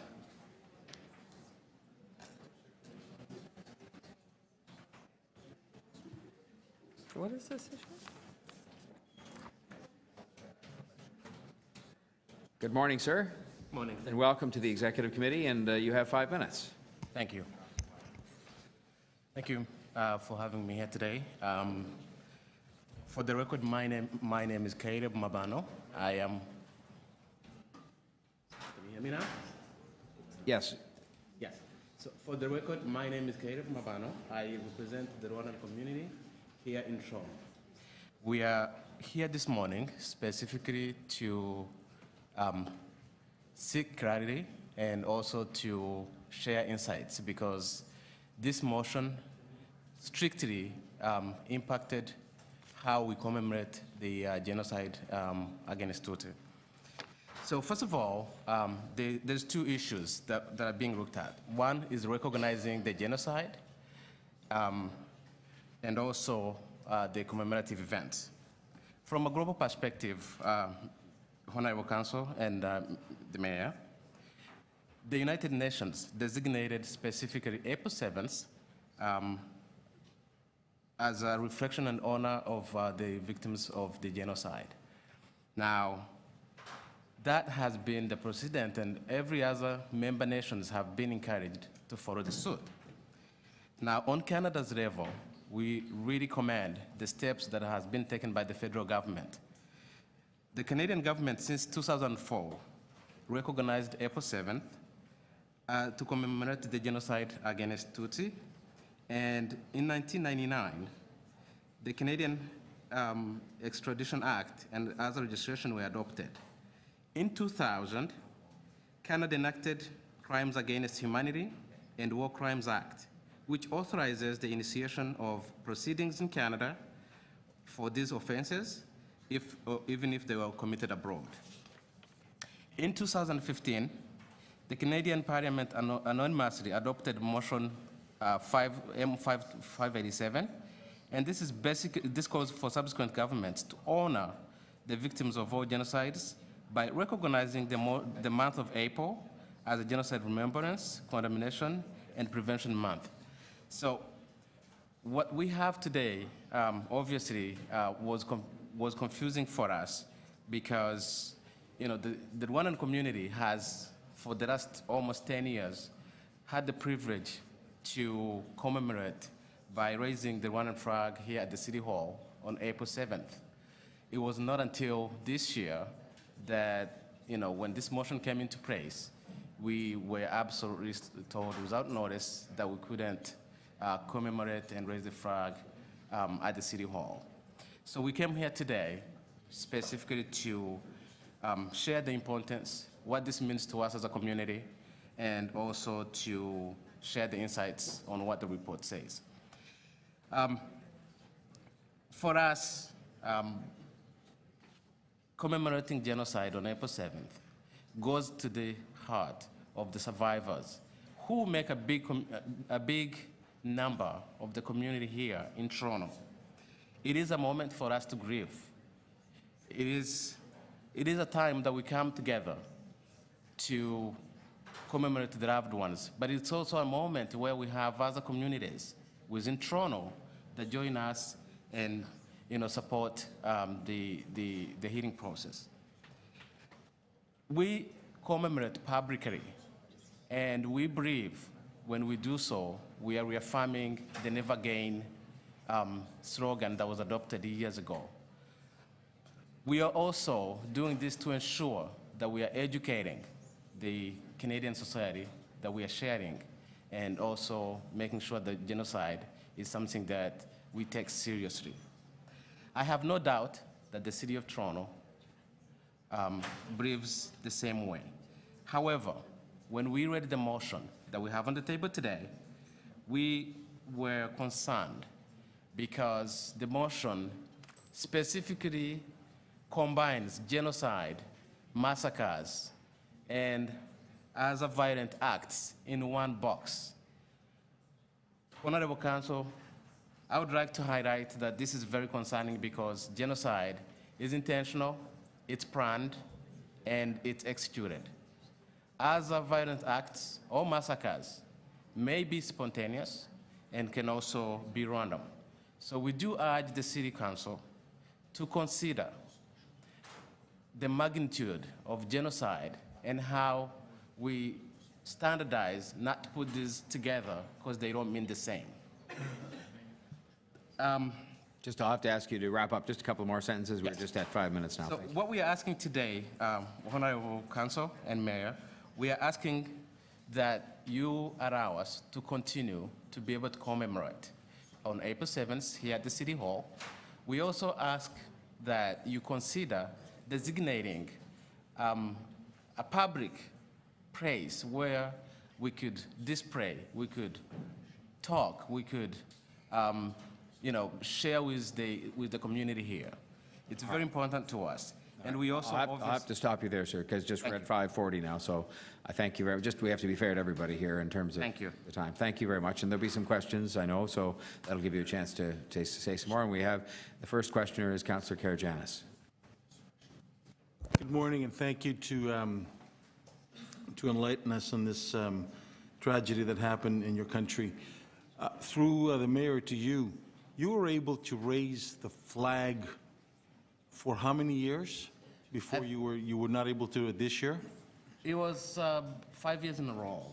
So for 5 years in a row, we were allowing you to raise your flag to commemorate what happened in Rwanda. We're allowing you to commemorate the fact that Canada had an important role to play. There was a senator, Senator Dallaire, that was the UN, and he suffered from PTSD. He's a very recognized individual. And then this year, we told you couldn't raise the flag? That is absolutely correct. Did we give you a reason why you couldn't raise the flag? It was this motion that brought me here today. It was absolutely not. This motion that we got in front of us did not allow the Rwandan community to raise the flag to commemorate and remember the genocide in Rwanda. That is correct, Mr. Councillor.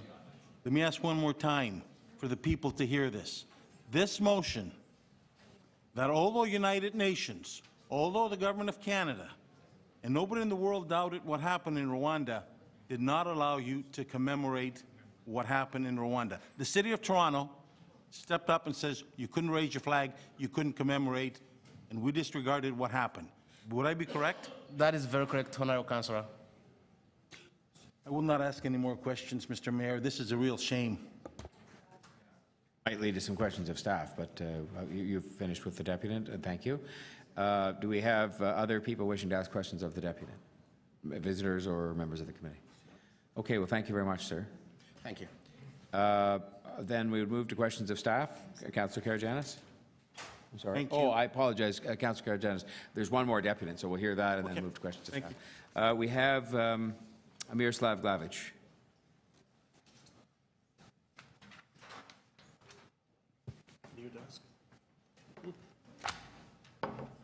Good morning, sir. You know the rules. 5 minutes. Welcome.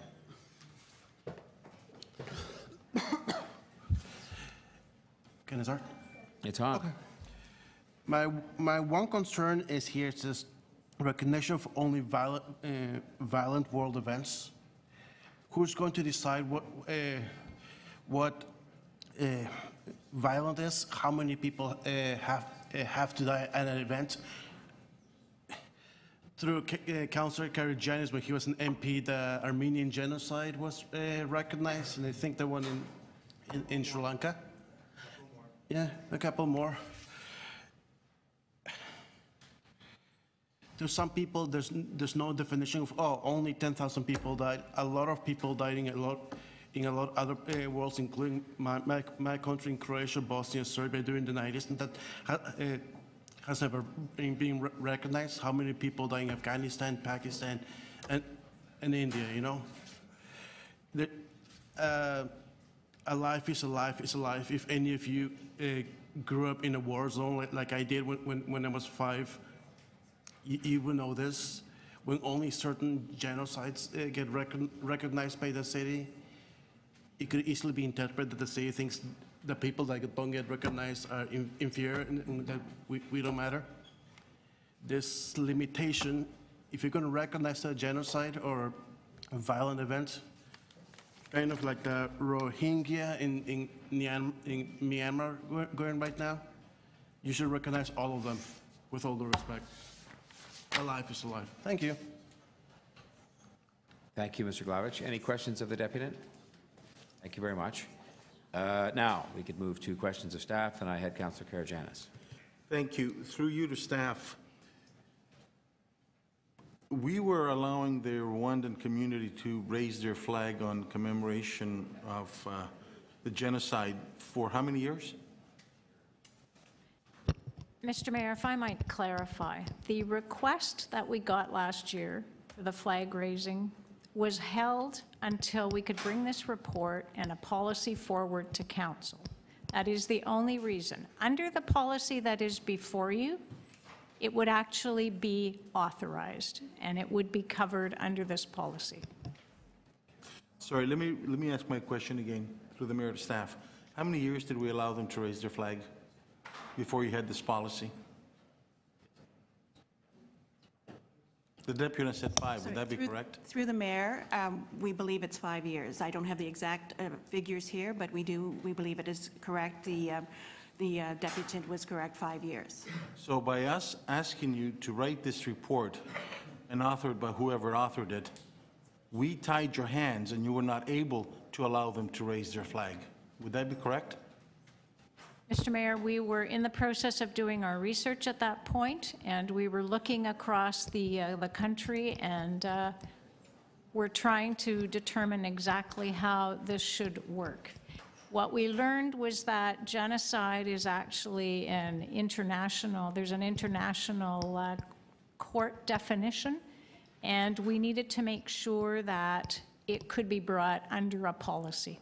And in fact, what we learned was that this approach to the policy would cover this. Sorry, I'm going to ask my question one more time.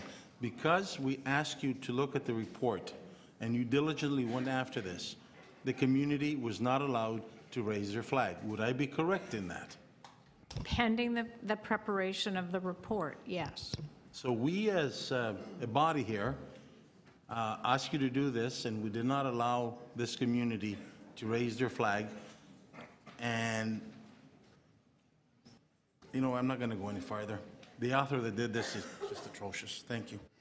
Are there other questions of staff? Could I just follow on that? Because I'd like to ask it a different way. I think the point that Councillor Karygiannis was getting at is we had allowed it for a number of years based on no policy. But I think, did I understand you correctly, Madam Clerk, to be saying that under the policy that this would have been allowed because there has been official parliamentary or Government of Canada recognition of the Rwandan genocide. Is that correct? Yes, this is recognized by the Government of Canada as a genocide and would be commemorated. That's correct. The other approach we could have taken is to say, well, in light of that, we could have allowed it one more year until this policy was passed and then govern it under this policy. But we could have, that was an option that was open to us, I presume. Correct.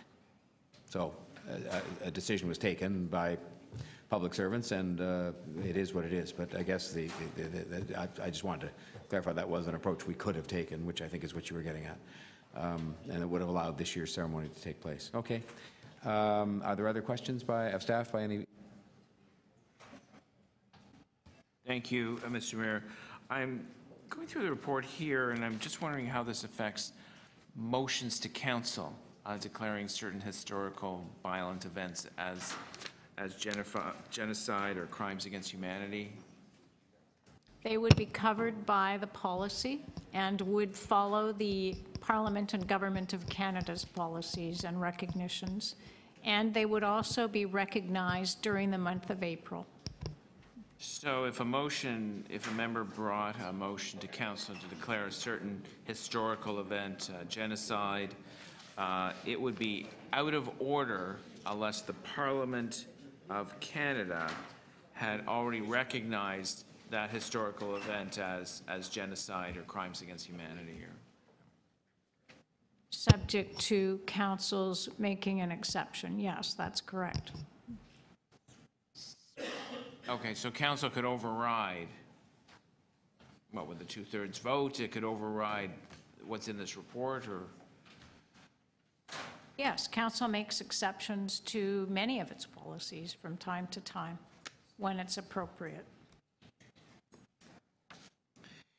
And is this an inference that whatever the Parliament of Canada passes, we agree with, or do we deviate from it? Can we have our own say, or what is, I'm trying to think what the connection is between one legislative body and another on a declaration of this nature. The connection, Councillor, is actually the reason that the particular individual who moved this motion had concerns about, and that is that the federal government and Parliament are recognized as the government and the level of government in our Constitution that is responsible for international and global affairs. Hence, we have relationships with consulates and others that are based on that relationship. Okay, thank you. Thanks, Councillor Pasternak. If there are no other questions of staff, we could move to speakers. Councillor Karygiannis. Thank you, Mr. Mayor. And certainly your asking staff of the explanation was one way of looking at it. The other way to look at it is that we denied a community that was butchered. We denied a community for 5 years that were raising their flag because this was being authored by staff, and no fault of the staff. However, I would say there was the fault of the people of the person that actually brought the motion forward. They should be ashamed of themselves. We denied the community to raise their flag. Time and time again in this chamber,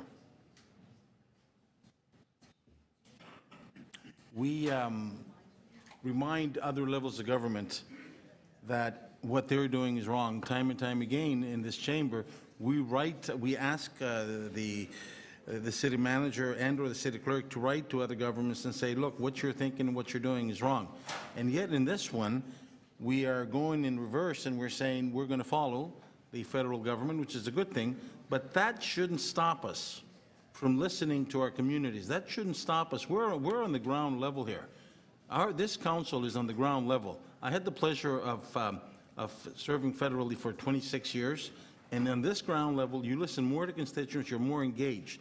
This will deny constituents that come forward to us and say, we want to have a commemoration, we want to have a remembrance, we want the city council to engage.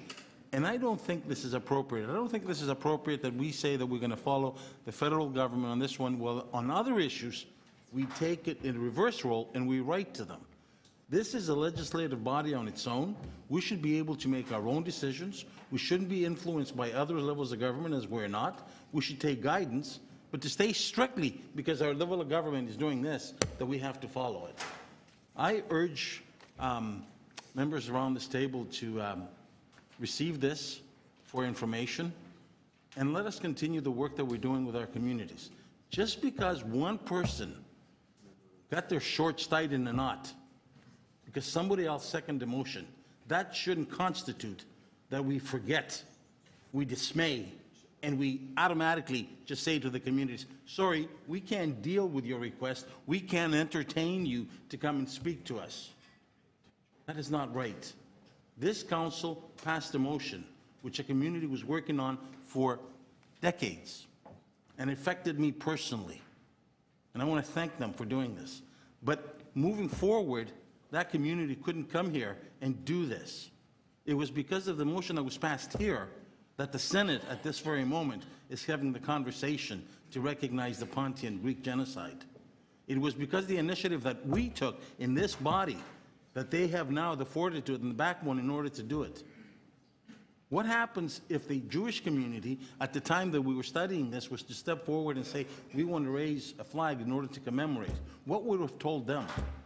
I'm sure it would not have been the same thing that we told their Rwandan community. And yet, the Rwandan community that was small community in Toronto or sucker punched because of this motion. If it was the Jewish community or any other community with large numbers, would have been different. And yet, we did it to them.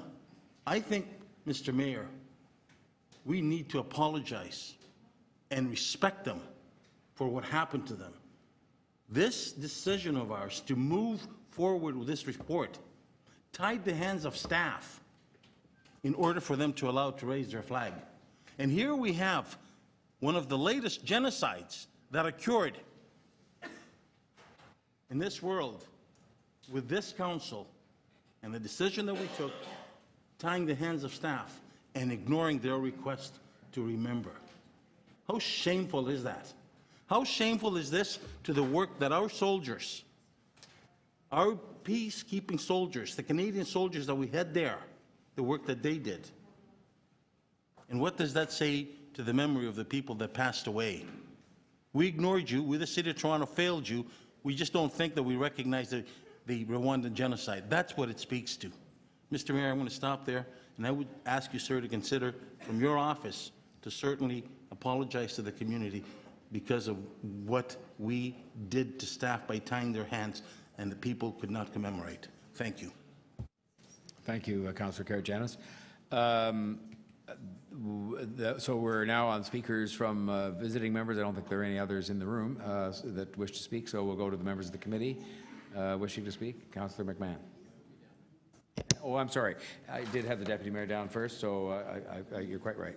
And I have Councillor Burnside too, and I have Councillor McMahon after that. So please. So thank you, Mr. Mayor. I'm going to speak in favor of the report. One of the reasons is because I'm the guy that asked for it. From what's been going on here, so there needs to be some sort of context put into this report. The words genocide and massacre come with significant implications. They're big words, and they have big meanings to them, and we shouldn't be recognizing these things lightly or easily. Yet here at the City of Toronto, we don't really have a framework for making those decisions, nor do we have the capacity to completely understand all the impacts and whether we should be doing this or not. In fact, I remember that the reference that Councillor Karygiannis made, it was just made on a notice of motion. There was no debate, no discussion. It was just hands up, hands down. And I'm really not sure that we actually really understood what all members of council understood what that meant. So the other thing is as this continues, as we're going to have more information come in front of us, staff don't have the capacity to decide these things and evaluate these things. They don't have people in other countries. They don't have historians. They don't have, they're not international law experts. They don't have. That is not what our staff do. That is not what they do. So we're asking them to write reports that they're not skilled or equipped to write. So here we have in front of us a report that creates some framework around doing this. And I'm also mindful of the fact as well that whenever without a framework for decisions, these things come before committee, and they're very, very long debates with many, many deputants, and also there is a lot of conflict that's created between different groups who are impacted by this. So this particular report creates a framework around this, where we ask the federal that we take advice from the federal government, anything that they recognize that we automatically recognize. So it makes sense from that perspective. Not only does it do that, but if you look at the report, it actually enhances how we recognize these events by declaring each April Genocide Remembrance, Condemnation, and Prevention Month. So there's actually a framework where these things can be properly recognized. So I think this is a great report, and I think that we should go ahead and adopt it. Thank you. To Deputy Mayor Manning Wong, Councillor Burnside. Thank you, Mr. Mayor.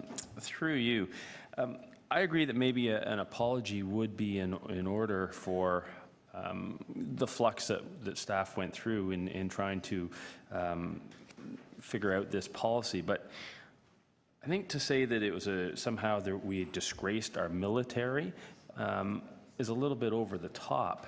I'd actually ask you not to interrupt me. That is the first thing I'd do, because I had to listen to you, so you have to listen to me. That's how it works. Thank you. But Council, in my short time here, I find is constantly asked to wade into issues outside of our jurisdiction. And not so much, my biggest concern with that is that we don't have the research or the resources to actually make informed decisions. Quite often, we're asked to decide on issues, or we have been asked to decide on an issue that occurred 100 years ago. And so quite often, we're making ill-informed decisions. That's why I think this is an excellent report. It gives us some framework, and it should streamline the process and put us in a position where we're recognizing tragic world events, but where we're actually making, I'll say, somewhat informed decisions because we're following the lead of the federal government who has actually done the research. Thank you. Thank you, Councillor Burnside.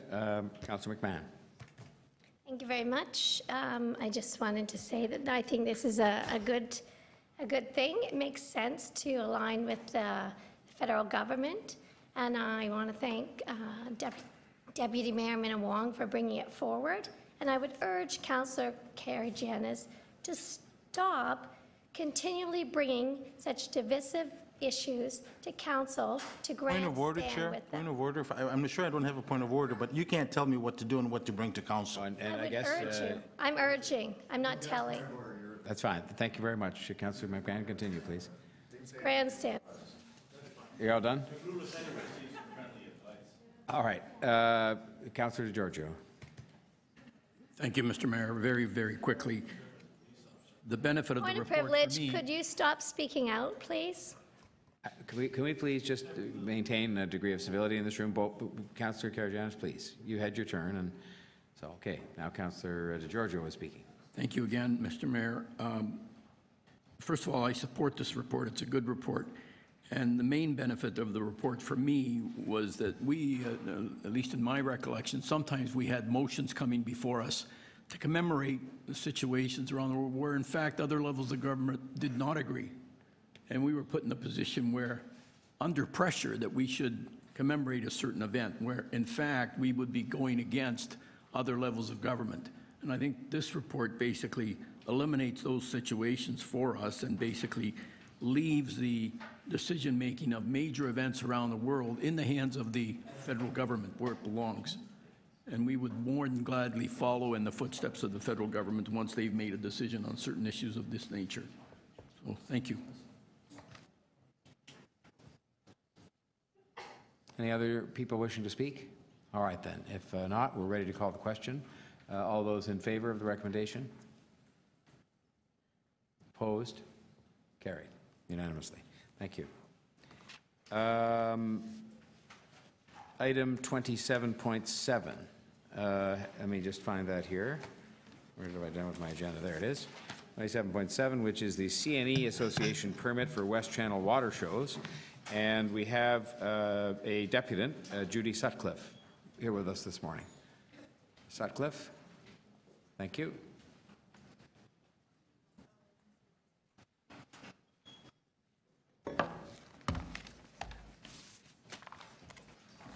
Are you participating in the deputation as well? I'm here in support of Judy. Okay, well, just if you could identify yourself, that's also a... Susan Mitchell from Toronto Sailing and Canoe Club. Thank you, Ms. Mitchell. Okay, so you have 5 minutes, and we thank you for coming.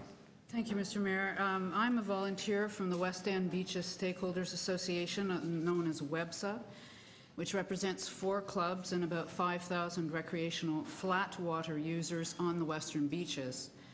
WEBSA has been in operation since 2005, but 3 of the 4 clubs that make that up are Argonaut Rowing Club, Boulevard Club, Toronto Sailing and Canoe Club, and the Sunnyside Paddling Club have been there for over a century. WEBSA was established 12 years ago to promote and protect the West End Beaches area in Toronto for multiple flat water users for sport and recreational use. In 2005, Collectively, governments spent $23 million on a 600-meter breakwall for the 2006 World Dragon Boat Championships. And in 2009, Council approved the Western Beaches Master Plan, where use of the 4.4 kilometer waterway from Ontario Place to the Humber River be primarily flat water, an area that provides protected water for the quiet enjoyment of thousands of recreational users annually. In advance of the 2015 Pan Am and Para-Pan Am Games that we welcomed, we learned that water ski, wakeboard, and other events were to be held in the West Channel from Ontario Place. We offered our advice on the design of the venue based on our knowledge of the site. We were advised after the fact that there was an intention to establish a legacy for water ski on that site. Now, I'm sure I don't need to tell you, members of council and the executive committee, that there is an incompatibility between high-speed motorboats traveling at 40 kilometers an hour, towing a water skier, and someone in a canoe or a rowing shell.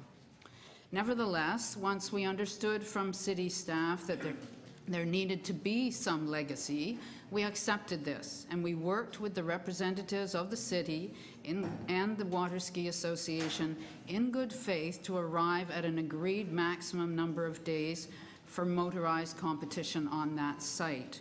And in July of 2014, Council voted 38-0 for a motion that there be no more than 10 days of motorized competition annually, commencing 2016. The summer of 2016 was a bit of disaster for flatwater users, as an 80-meter dock was installed just east of the Ontario Place Gap, obstructing free flow of flatwater traffic to Ontario Place, and not removed for 39 days, despite repeated requests.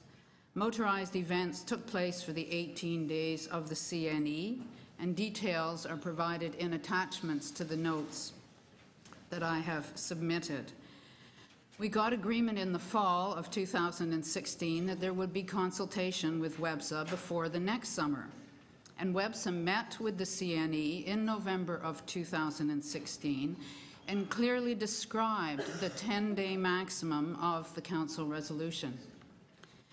In January 2017, CNE began negotiating an agreement with the city that would bypass the 10-day restriction. Unbeknownst to WEBSA, in late July of 2017, when the CNE was formally advised of the council resolution, they made protestations to the city, and ultimately the acting city manager overruled the 2014 council resolution and granted the CNE an exception on a one-time basis. So, councillors, over 5,000 users are on this course over the course of a week. In addition to club members, countless others launch stand-up paddleboards, kayaks, outrigger canoes, and other flatwater vessels daily. Summer camps are run there where youngsters learn how to row, to sail, and to paddle. People with disabilities are freed from the strictures of their disability by being able to get safely onto the water in a sailboat, rowing boat, canoe, or dragon boat. The 2006 government expenditures of $23 million for flatwater sports venue, the 2009 Western Beaches Watercourse Master Plan, and the 2014 Council Resolution all support flatwater use of the whole course, including the West Channel. But here we are again, facing yet another challenge from the CNE to exempt their operations from this 10-day maximum. I'll have to stop you there just to ask you to wrap up. We're just past the 5 minutes. I've got a couple more sentences. Okay, that's good, no problem. Thank you. The CNE has been supportive of us while they continue to press for their 22 days of motorized use. Our only argument is that's twice more than what we agreed to in good faith, and it is inconsistent with the long-term planning for this site. We seek Executive Committee support in enforcing the 2014 Council Resolution. Thank you. Thank you, Ms. Sutcliffe. So questions of the deputant from members outside the committee. Councillor Perks. Thank you. Judy, so just to go through the history a little bit, when the breakwater was being rebuilt for the Pan Am Games, staff from the City of Toronto consulted with you about the long-term uses? Well, not initially. It took quite some time until actually the submission was made in July of 2013 to City Council through the Executive Committee that there was going to be a legacy use, and that's when we learned about it, when the staff report came forward. So we had been meeting with them through April, May, and June of that year, and nothing was said about a legacy. And it wasn't until we saw it in the staff report that we then wrote a letter to Council, and that's on the record as well, from WEBSA saying that we could not support the legacy use because it's incompatible with flat water use. And then after that, you were invited into a process? And so we then met with City Council, with City Rep staff and with members of the Water Ski Association and negotiated that there should be ultimately a 10-day maximum of motorized water sports taking place on that site. And so that's what we took forward to Council. That's what went to the Parks and Environment Committee. That's what Councillor Shiner asked that there be that be moved to discussion, and then it went forward to Executive Committee and Council. And then the very first year after the Pan Am Games, that was violated? The very first year after the Pan Am Games, the 80-meter dock was put in place. It covered almost the entire water course. The flat water users did not have access to that site, and even though we repeatedly requested it be moved to the side, it seemed like it went on for 39 days, and we have that all documented in the submission. And then after that, there were further conversations with your organization to make sure it didn't happen again, and again you came to the conclusion of the 10-day use, and city staff said they would support that. That's correct. And then the very next year, again, you found out that that wasn't being adhered to. That's correct.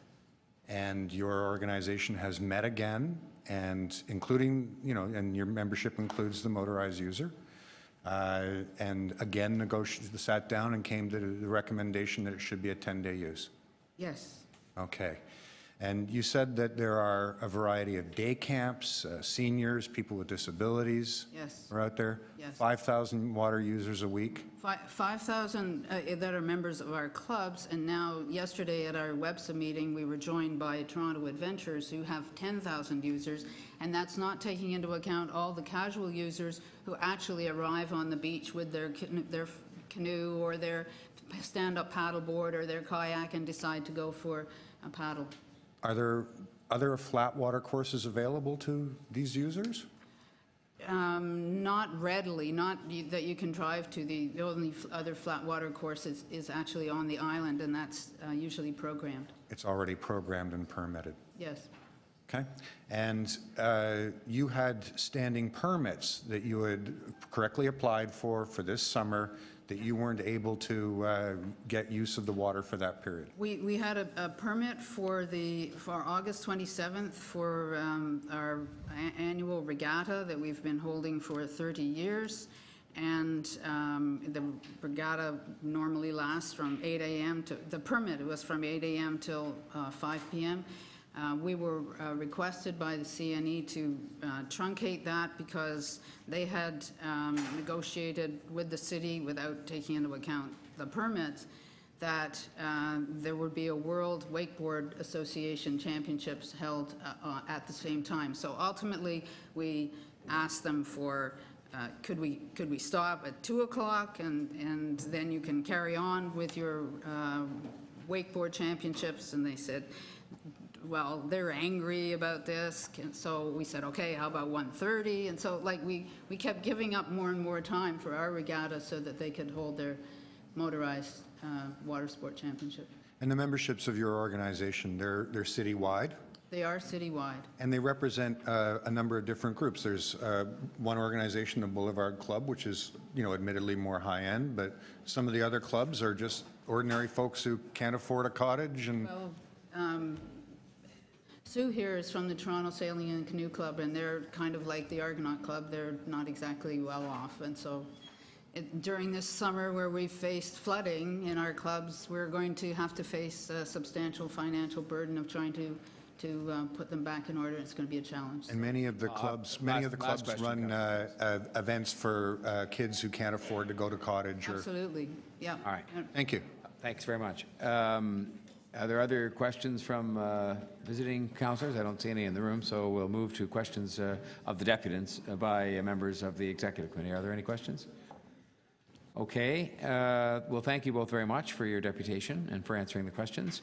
And that would bring us then to questions of staff. Is that what you... Oh, Councillor Perks, you have questions of staff? Yeah.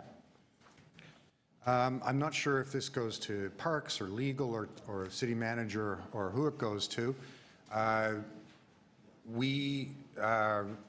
The CNE was in negotiations, as they are routinely, about their master land use agreement. Is that? Through the mayor, that's correct. That's correct. And in that agreement, they were given certain rights about what they could do on the dry land at Marilyn Bell and Coronation Park. Through the mayor, that's correct. There's a number of different items in the master agreement. We're one of many divisions that's included in those negotiations, and it includes use of Marilyn Bell Park, Coronation Park, and a number of other areas. And nothing in the master agreement gave them additional time or gave them time on the water. That's not part of the master agreement. The water use, the waterway use was not part of the master agreement. In 2016, my understanding was it was through a permit that was issued for its use. And the CNE had asked for water use to be included in that master agreement, and the City of Toronto told them no. Through the mayor, that's correct. It was at that time when we were renegotiating the master agreement that the 10-day requirement that was approved by council in 2014 came to bear. Okay. And it's park staff that support the WEBSA group that was just described there. You have staff who routinely attend that and support that group and work out so that all the different users can come to an accommodation, so that Group A can run their event on a certain day and Group B and so on. That's a city... Through the mayor, that's correct. It would be park staff as well as our permitting staff who would be involved in that kind of a negotiation. Right. And the problem this year is that someone in Parks inadvertently agreed to give a permit to the acts, despite council direction. Correct. That's the reason for the report before Executive Committee today. Okay. And I don't know if it's you or planning staff. We have an overall Western Waterfront Master Plan that is based on the principle of giving more access to the general public to the waterfront. We have a plan in there of building a public docks at Dowling. The basis of it is to try to get more recreation rather than people simply observing. That's the central premise of that plan, isn't it? Through the chair, yes, that is correct. Thank you very much. Thanks, Councillor Perks. Other questions of staff from members of the Executive Committee? Councillor Thompson. Just through you, Mr. Mayor, to Mr. Romanoff. Can you give us a little bit of overview on the history of this area? There was a time that I recall where there were not many activities taking place there. Is that correct? Through the mayor, there certainly hasn't been the type of water show that CNE has been doing for the last few years. As noted in the previous discussions, the improvements to the West Channel were done as part of the Pan Am Games, which then provided, a different type of opportunity for different types of events. And so, obviously, we recognize there's been some impact to the community. And what has changed? It's the level of activities, the need for the CNE to have more events there, and what's the impact then on the overall community? Through the mayor, certainly there's been ongoing use by rowing clubs and other recreational users of the West Channel right on through, even before the improvements were done for Pan Am. What's changed is the CNE's interest in, or the CNEA's interest in staging motorized water shows as part of the CNEA. So that hasn't been included in our negotiations in the master agreement for some time, and that's now come forward because of the improvements that have been done to the West Channel. Okay, thank you. Thank you, Mr. Mayor. Thanks, Councillor Thompson. Other questions of staff from, oh yes, Councillor Hensey, of course. Thank you. Thank you, Mayor Tory. So I'm just trying to understand, so this past January, council gave authority to the city manager, Parks and Rec, the exhibition place, and the CNEA to negotiate the master agreement? Through the mayor, I can only speak to the PFNR pieces of it, but that's correct. It's an agreement that's negotiated through legal services on behalf of the city and many divisions that are involved. Okay, and then my understanding is there's an appendix to the licensing agreement that looks after Maryland Bell Park and also the water channel? Through the mayor, Maryland Bell Park, yes, correct, not the water channel. Not the water channel. Okay. And then, so when it comes to the water channel, there's always been, has it been an informal agreement that the CNE can use it for 10 days for events, or is that? No, the water channel has always been permitted through the regular permitting office in PFNR. So if someone wanted to use the water channel, whether it was non-motorized users such as a rowing club for a regatta, those types of agreements would have to come in through our office to allow that use.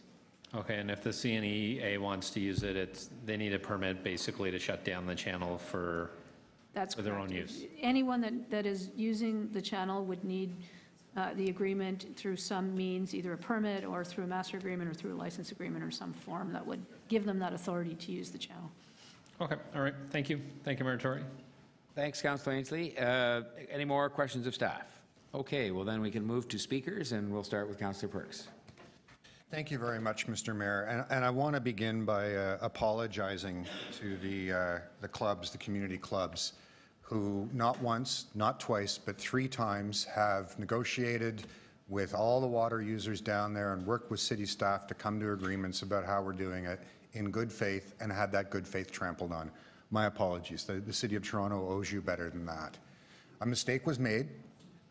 Someone who was unaware of the policy issued a permit, and the city made a mistake. However, some voices in this conversation have been acting as if it wasn't a mistake, that actually somebody had said you can go ahead and use it. No, we heard very clearly that the master agreement with the CNE does not grant water access use. It's only for the land uses. I myself, I got a phone call in July from the acting city manager saying, Councillor, we know that you do a lot of work supporting those clubs, which are citywide in nature. We have to tell you a city employee made a mistake, and we're going to have to actually overturn existing permits and existing uses to support the CNE. The distressing thing about this is the CNE, because of the previous year's experience, already knew that they were limited to 10 days. I am distressed that the CNEA and their partners at Exhibition Place went ahead and booked that event and incurred liability to the city should we cancel it when they already knew what the limit was. And that members of our community who put on camps for kids, you know, my own daughters years ago when they were in high school joined a dragon boat competition down there. We have very few opportunities for people who, like my family and many, don't have a cottage or some other way of getting onto the water, have to rely on being able to permit these uses and do it through these clubs. Thousands of people in the City of Toronto who we are trying to encourage to get out onto the water, thousands of them, being inconvenienced by organizations affiliated with the City of Toronto who knew better. It's not good enough. Now, I understand that the Board of Governors of Exhibition Place staff have been working with some members of this executive committee to bring a motion to just grant the CNE the access in the future. Forget about good faith negotiations with other stakeholders. Forget about Council's policy. Forget about our long-term goals for the Western waterfront. Forget about the kids and the seniors and the people with disability who are trying to find somewhere to use the water. Just forget about it all and give it to them. I understand that motion is circulating. I want to ask you this, members. Isn't it worthwhile to put this off for a month and have a chance to finally sit down and have a truly good faith negotiation where people who, don't happen to put on a multi-million-dollar event but provide camps for kids have an equal voice, finally, that this council will take seriously in determining how this very rare and precious resource. There are not a lot of places where you can go and teach a kid how to paddle a canoe or be on a dragon boat team, or where a senior can safely learn how to sail. There are not many places where that can happen. This is one of them. And it's one of them that we, as the City of Toronto, have very carefully controlled and permitted through our parks staff for years and years and years. The fact that the CNE suddenly wants to, after I think it's 25 years of not running any motorized events, wants to expand their footprint, okay, we should have that conversation.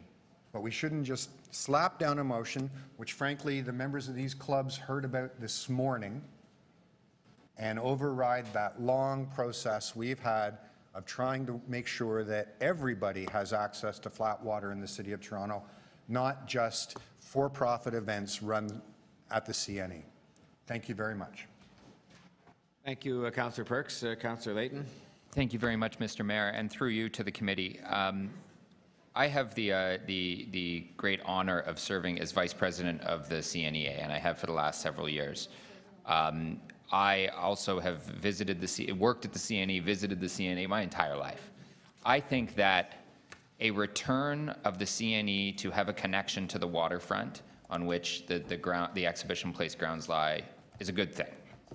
I think it's a good thing. I say that, but with some reservations about the directions that we've heard the Executive Committee are going with for two reasons. And this is the motion that we expect that is coming, for two reasons. One is that we have not had an appropriate dialogue with the other watercourse users. There was no notice given that because of this report, we would be opening up the agreement that was entered into in good faith, and that we would be changing the conditions of it. There was nothing in this report that suggested that. That is something new. That is something that the watercourse users haven't had the benefit of any notice for. I think that is a mistake in the process. I also have, and my second reason is, I have complete faith that I think we can find an alternative that will actually benefit all water users in this case. I think everyone's going to have to give a little bit of something up, but I think people will be able to walk away from the table with something more than they had when they arrived.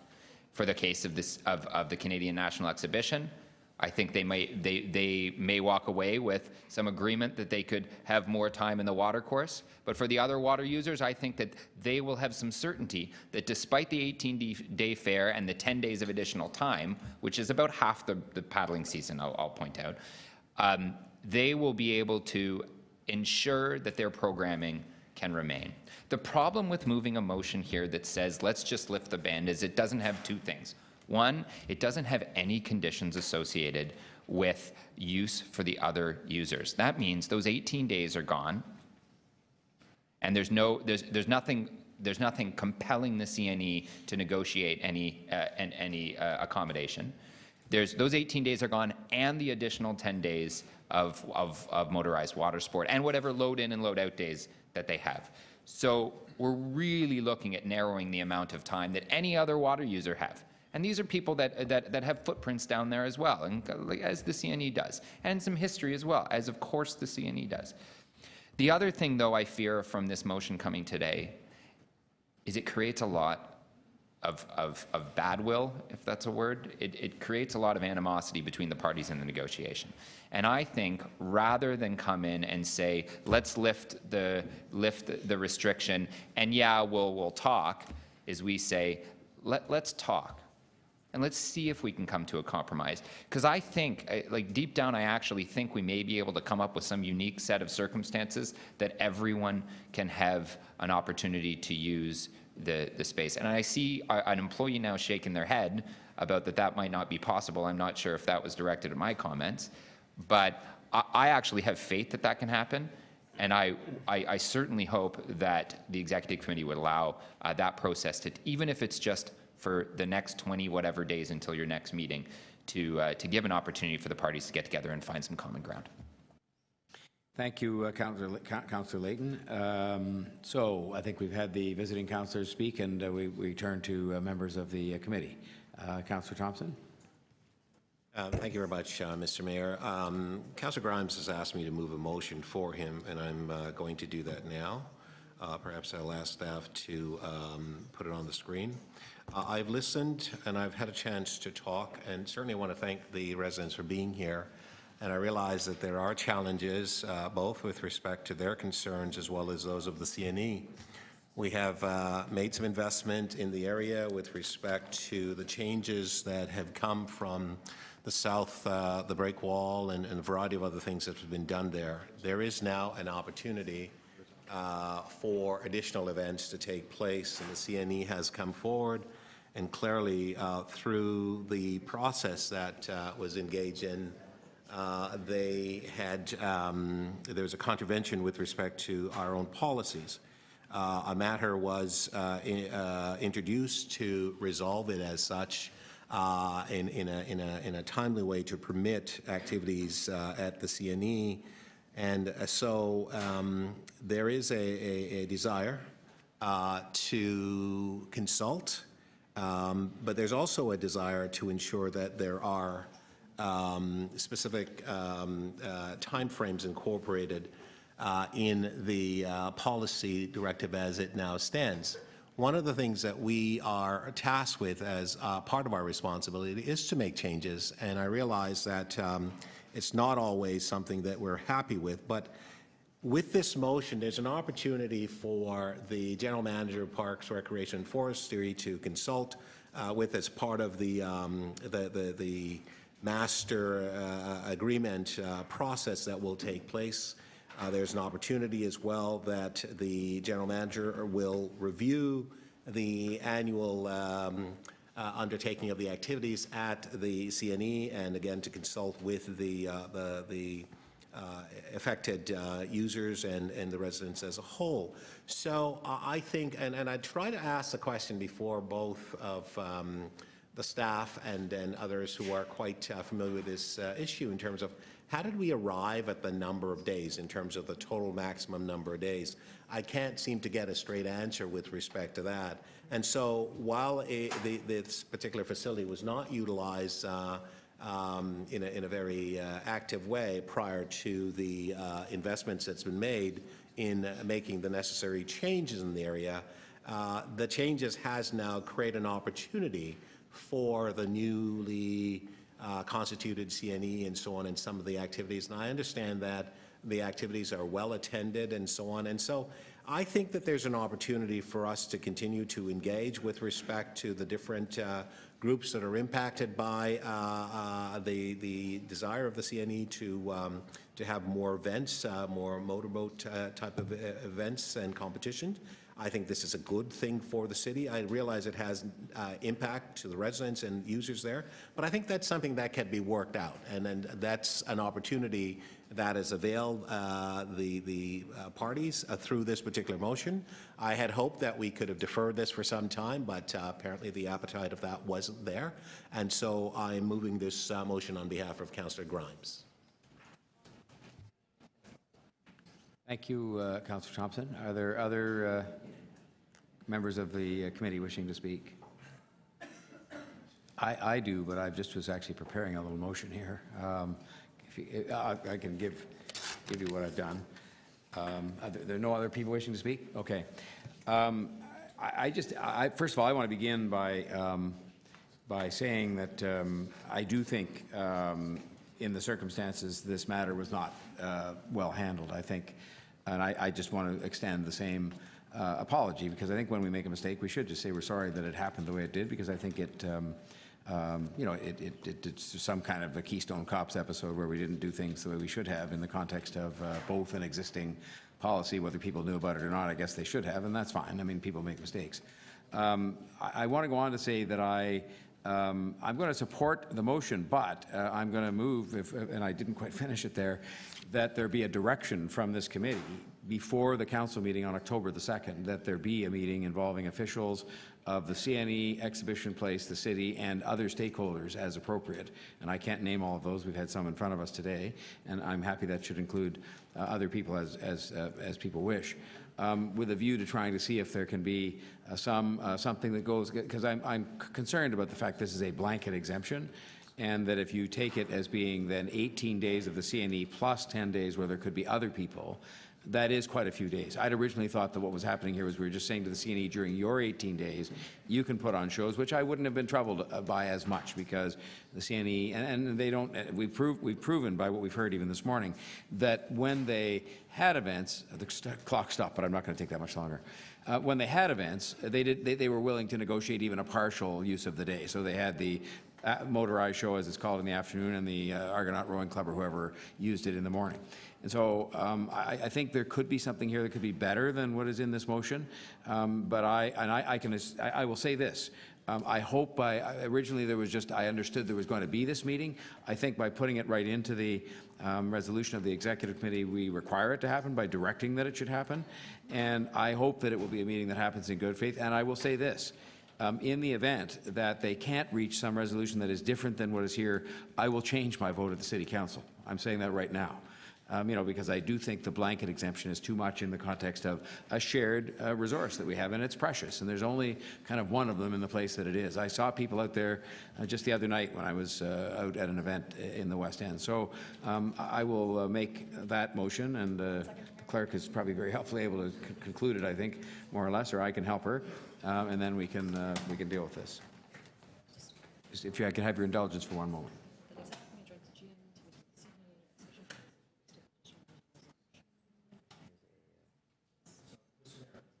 Yes. Oh, okay. So I'm just going to finalize the wording because I was just about finished it at the time. Let's see if there can be an resolution. Alternative resolution. That's it. And report. Yeah. To the council meeting. It says, yeah. So I think that's what we've come up with there. I think that Councillor Thompson, is this? If you just have a look there at what's up there and see if that, since you're going to treat it as a, okay? All right, so we'll add that then as a friendly amendment, and we can vote then on the whole thing. Well, do we have to still vote on the amendment or not? Mayor Tory, there's some question clarification. I'm sorry, Which sure. general manager? Parks, Forestry, and... We can put that in too if you wish, just to be perfectly clear, which general manager? Any other questions of clarification? And was there another amendment to this? Oh, yes, there's the amendment of Councillor Thompson. So we'll incorporate these and deal with these two with your indulgence, members, together. So it's all one amendment now. This one is incorporated into Councillor Thompson's motion, so it all is treated one if you're Two screens. Two screens. Okay, two screens. So we're going to call one question on the amendments and then on the item. On the amendments taken together, all those in favor? Opposed? Carried. And then on the item as amended, all those in favor? Opposed? Carried. Okay. So that brings us at quarter past. I guess we can get started. The next item is the Toronto Ravine Strategy 27.8, and it has a number of deputants. It has 14 deputants. May I just ask of the deputants, I apologize because we will break for lunch at 12:30, and so we'll break up getting started on this, but we might as well get started. I was just asked, I just do see a number of people, and of course you're quite entitled to be heard if you want, but I see, for example, 3 people from TRRS. I see a couple from BENA, the Bloor East Neighborhood Association. If you can come up together, I'm usually willing, with the concurrence of my colleagues, to allow sort of more than 5 minutes, but less than 10, just in the interest of keeping us moving along, if you have the same thing to say, but I'll leave it to you. You're listed here separately, so you're entitled to speak separately if you wish. And on that note, we'll hear from the first 2 or 3 before lunch, and the first deputant is Susan Aaron. Susan Aaron here? Okay. We'll move to number 2 then. Jason Ramsey Brown, Toronto Field Naturalists.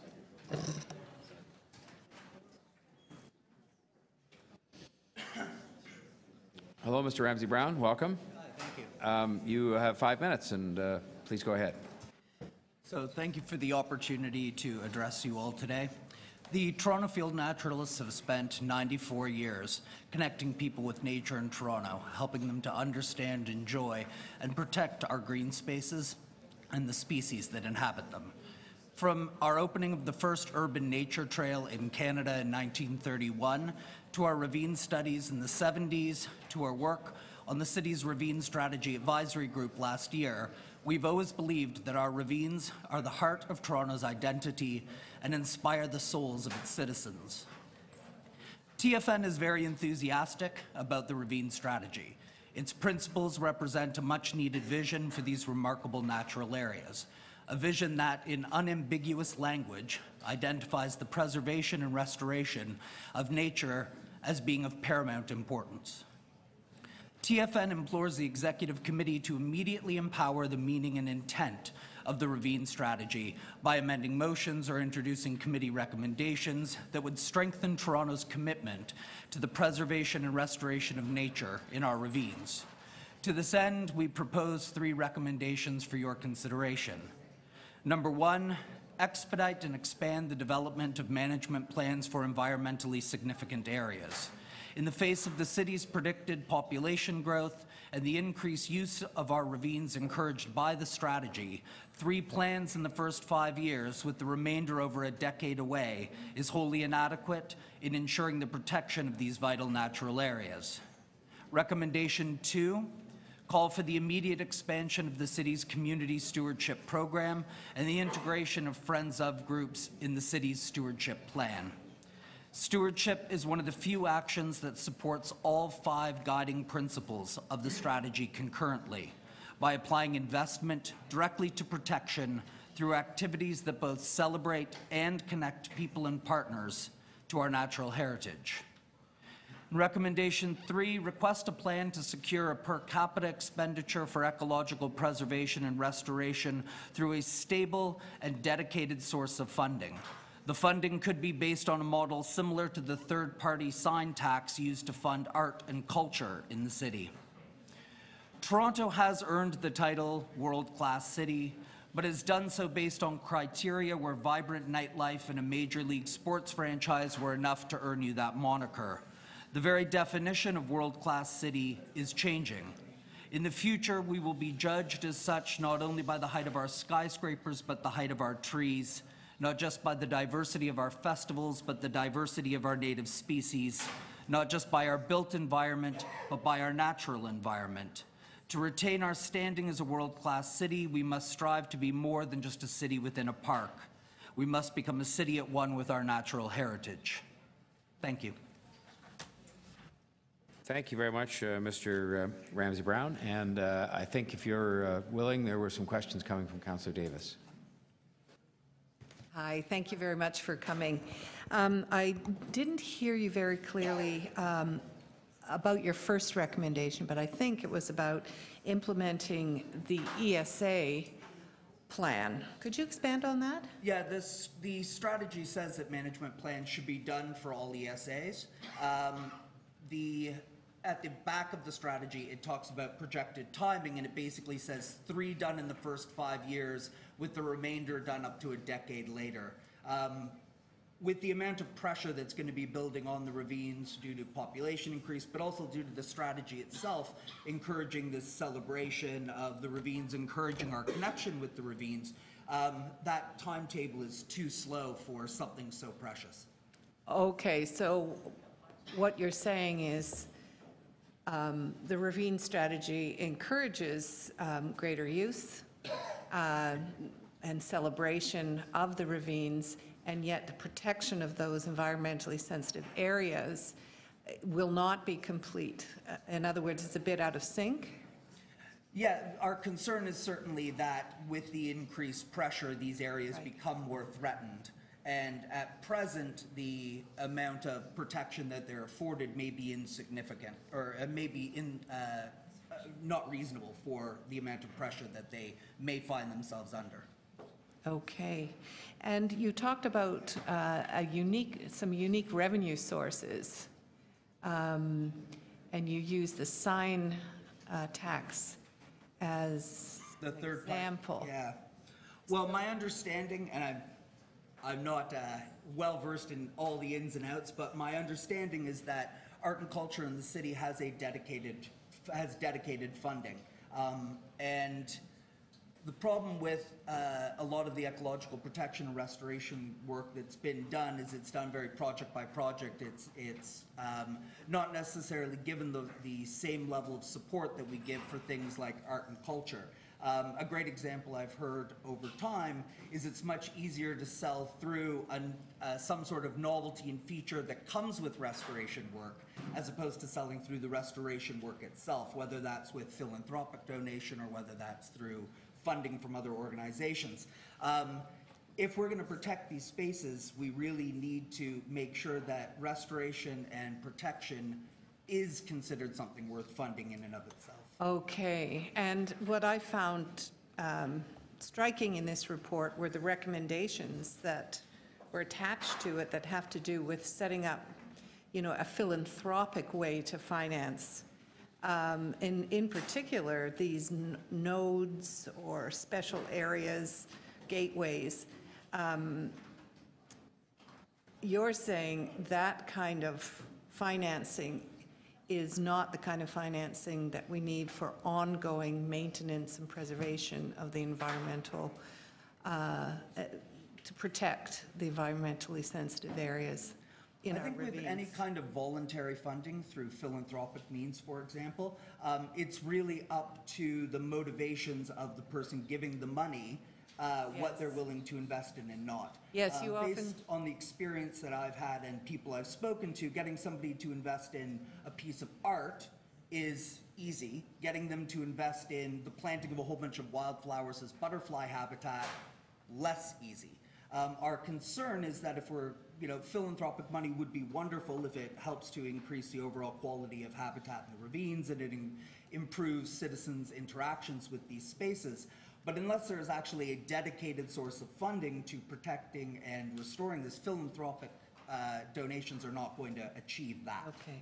And I wondered if you had any comments on the priority ranking matrix and whether or not tying our budgets through that methodology here, if you had any comments about that. I think I have an overarching comment on that, which is just I was a part of the Ravine Strategy Advisory Group, and in the original draft, one of the first comments that we made was that the language about ecological protection and restoration, it used a lot of the right words in saying that it is the reason for doing this, it is our primary reason, but throughout the document there were all these other interests that have the potential to influence it.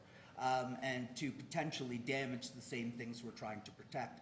If the protection of habitat and the protection of ecology in our ravines is the priority of the ravine strategy, then it needs to be ranked as such, it needs to be given the funding as such, it needs to be prioritized as such.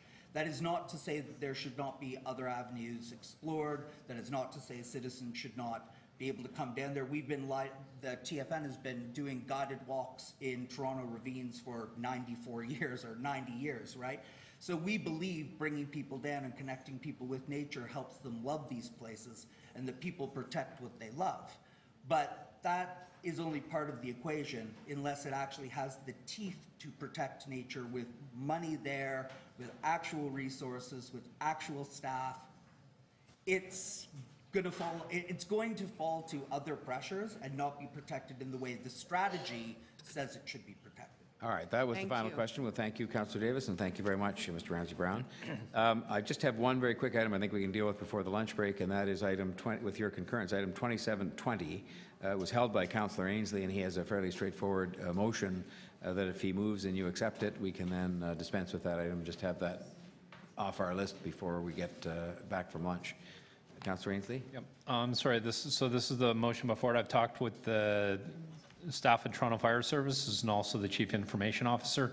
This is just to enhance the project they're doing on data use. I think the motion is fairly straightforward. Are there any questions of the mover?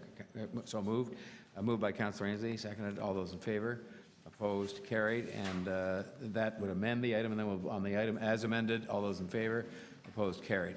We will stand adjourned, and we'll resume, ladies and gentlemen, the deputations on the ravine strategy at 1:30 this afternoon. Thank you very much. Did you need that? I just crumbled that. I got it.